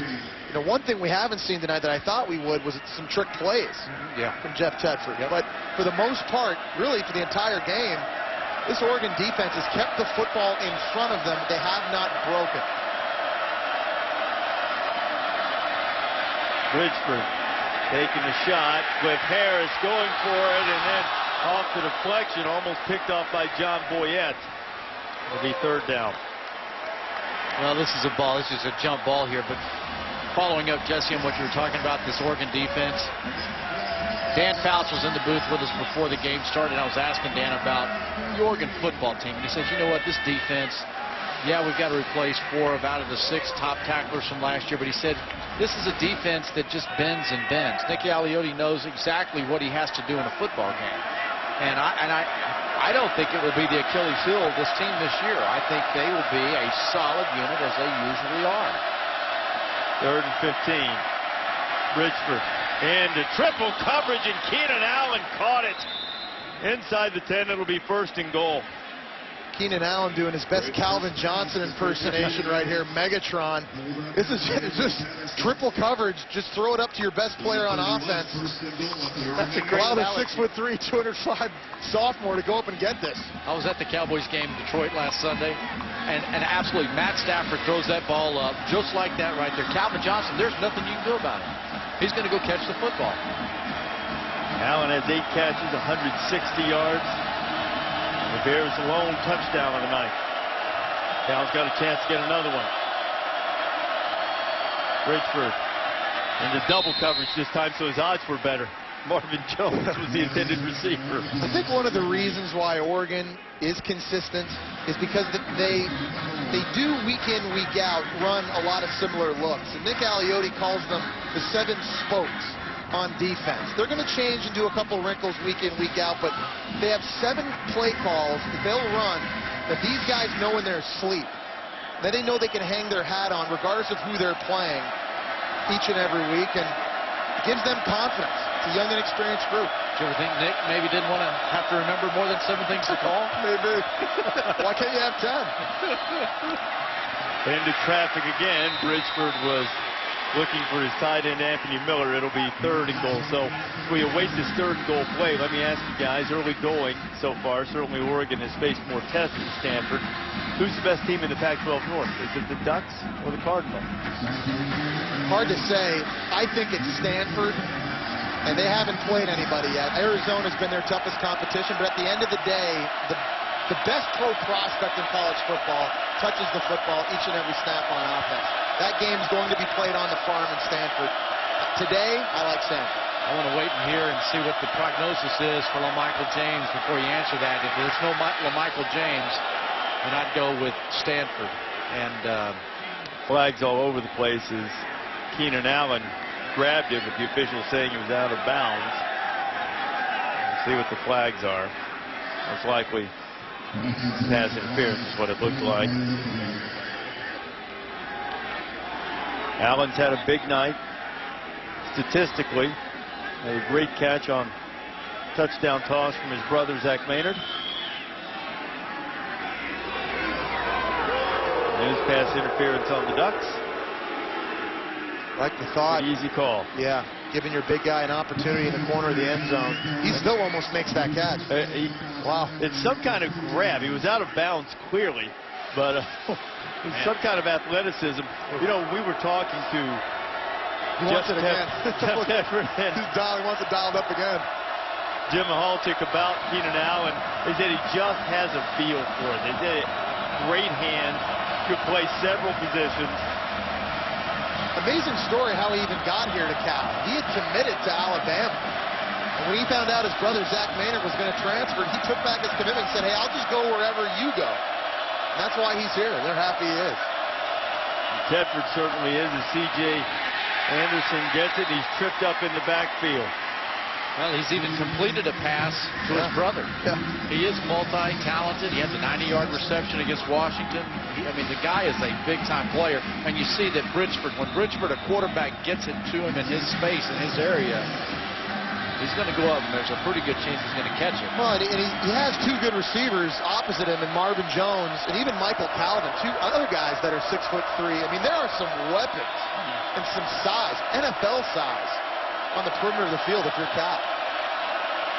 Allen's in the slot. Calvin outside of him. Jones by himself, bottom of the screen.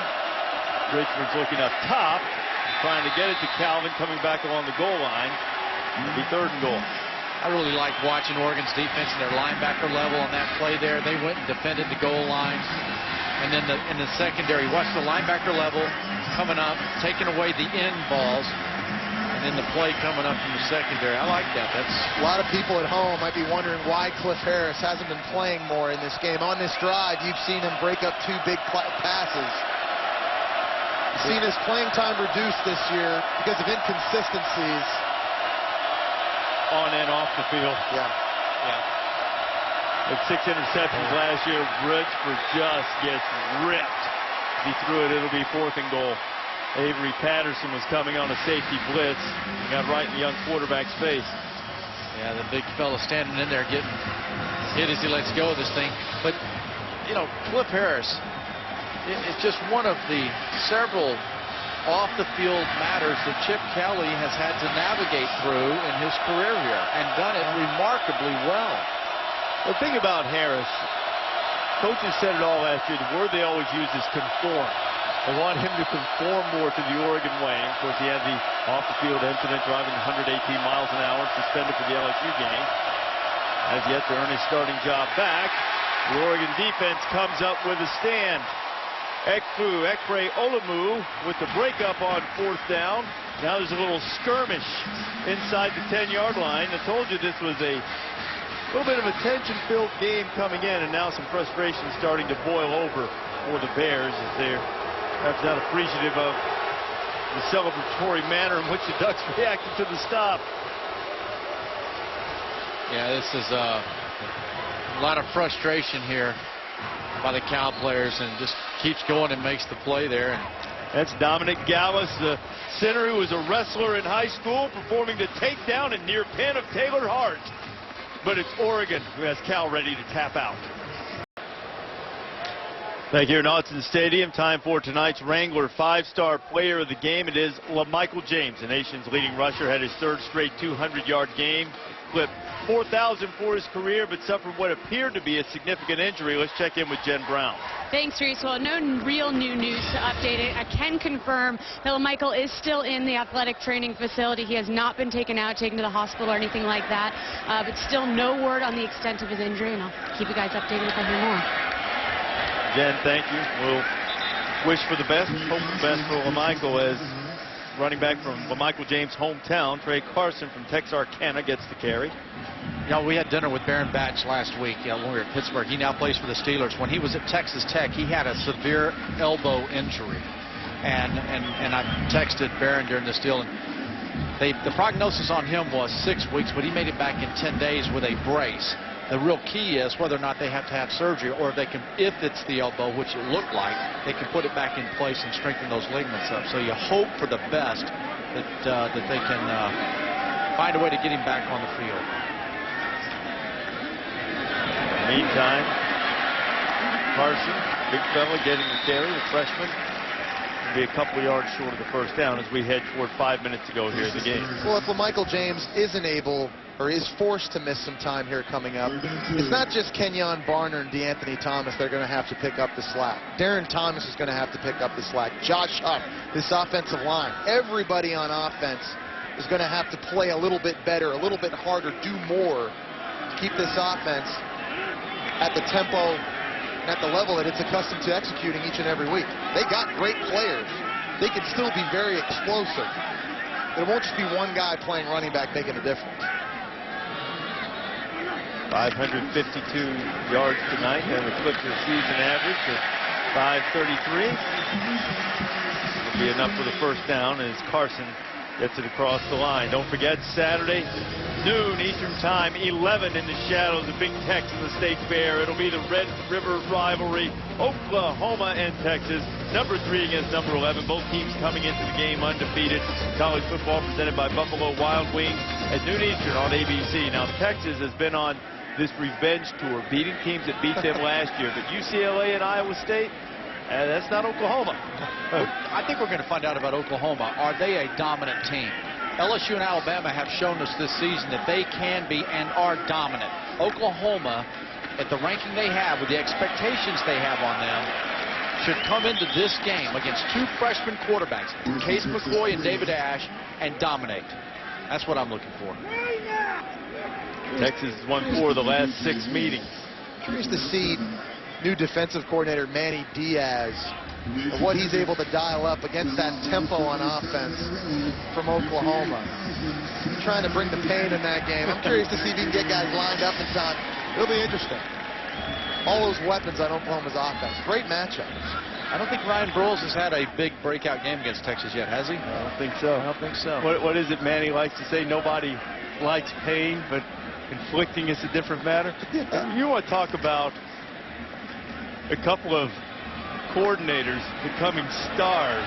You let Texas have a big game with Brian Harsin, who's already to some degree a star after his great tenure at Boise State, now taking over as offensive coordinator at Texas, and Manny Diaz, the defensive coordinator there. A couple of the new faces, rising stars on the coordinator front, both working for Mack Brown and the Longhorns. Brian Harsin has played the underdog role well in the past. He'll come up with something that'll take away a little of that aggressiveness at Oklahoma. Think they might be looking for a crossing pattern and a lateral for Oklahoma when you deal with Brian Harsin. Prepare for 1 1/4. Statue of Liberty. Prepare for 1 1/4. And the Fiesta Bowl. Yeah, he's had success. He's pulled it off before that defense again. Carson has it. And Trey still on his feet. Big fella on 3rd down, not enough for the first down.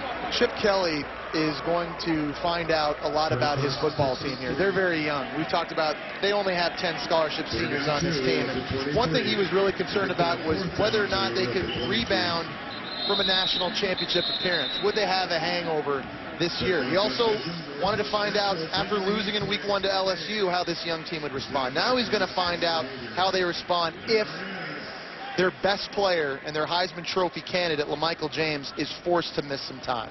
You want to be at full strength with that next one coming up on ESPN. And Vontez Perfect and the Sun Devils, very talented team coming in here on the 15th. This is where I think the season is, right down here.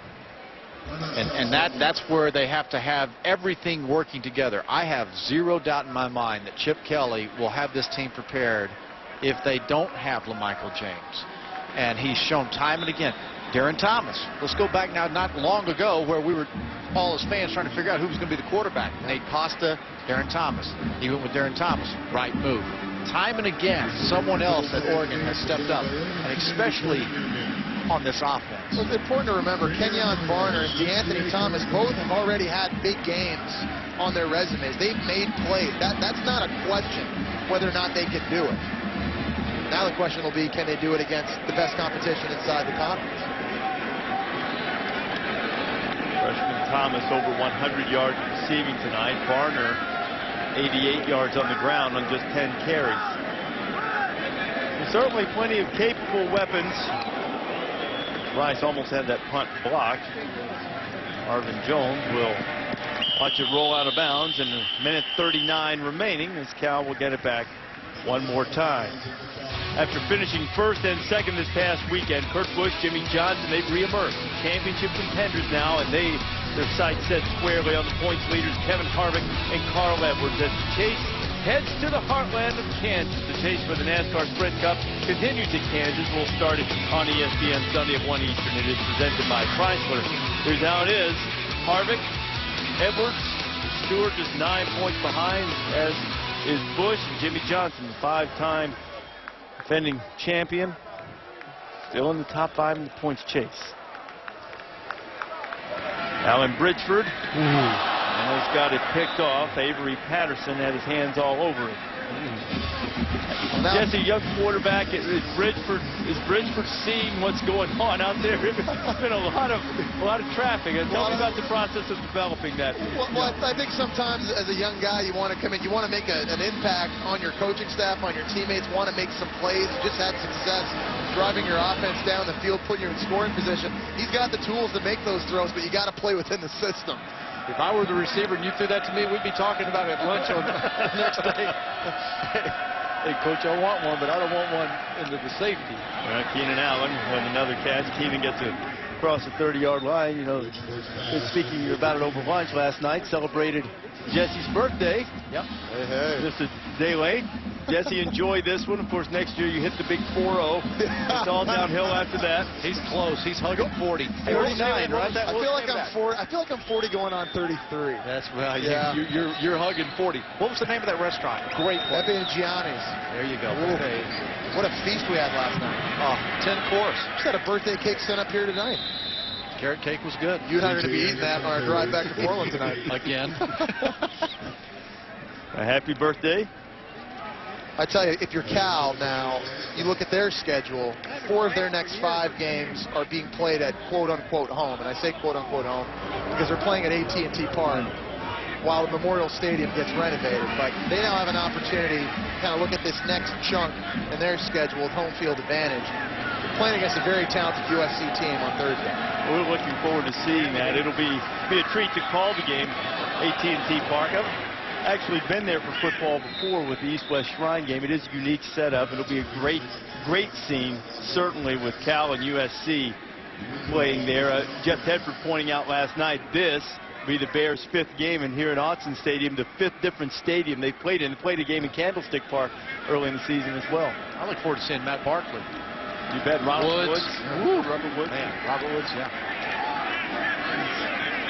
Catching 12, 14 balls a game for the Trojan offense. Unbelievable. I like it out here. Larry Scott, the commissioner of the Pac-12, was here at the game tonight. What a job he has done last season with what he did with expansion there. And he hasn't had to worry about getting picked apart. He's safe and secure. The presidents of these universities are in love with him. They're so grateful for the revenue that they have coming now. Bridgeford firing to the outside, making the grab is Michael Calvin. Just 8 ticks to go in a 43-15 game. Cal had a 15-14 lead at halftime, but the offense has been unable to sustain anything much in the second half, so the Bears will fall to 0-2 in the conference.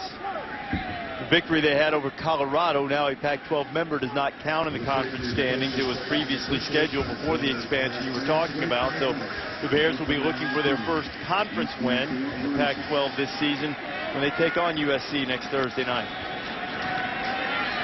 Bridgeford firing it for Jones. Cliff Harris has it lined up, and Jones had his hands on it but couldn't hold it, and that's how it will end as the clock strikes 0, and Oregon takes it 43-15.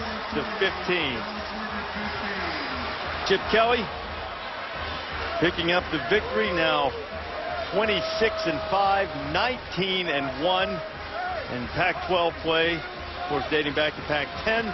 As we go down now to Jen Brown, who's with the Oregon head coach. Thanks, Reese. Coach, we saw Michael James go down, carted off the field in what seemed like a lot of pain. Can you tell us anything about his injury? I have no idea. What is the potential then loss that maybe James means to this offense? I have no idea. All right, well, let's get back to the game then. Your offense seemed to get things back on track there in the second half. What was the difference? Well, we were making a couple mistakes, too many penalties, and getting behind, you know, and not being in 1st and 10 and things like that. And when we get into a rhythm, we're pretty good on the offensive side of the ball, and we started to figure some things out, and our guys did a good job, fortunately. All right, thanks, Coach. Thank you. So Chip Kelly, not quite aware, and policy, as we mentioned earlier, not to reveal anything about injuries. Well, Michael James suffered what appeared to be a significant injury. Our hope is that it is not as serious as it appeared. Injury to his right arm. Of course, we'll keep you updated throughout the week on SportsCenter and College Football Live as information becomes available on a winning night for Darren Thomas and the Ducks. James went over 200 yards, 43-15 the final. This has been a presentation of ESPN, the worldwide leader in sports. For Craig James, Jesse Palmer, Jen Brown, and our entire ESPN crew, I'm Reese Davis saying good night from Eugene. SportsCenter coming now.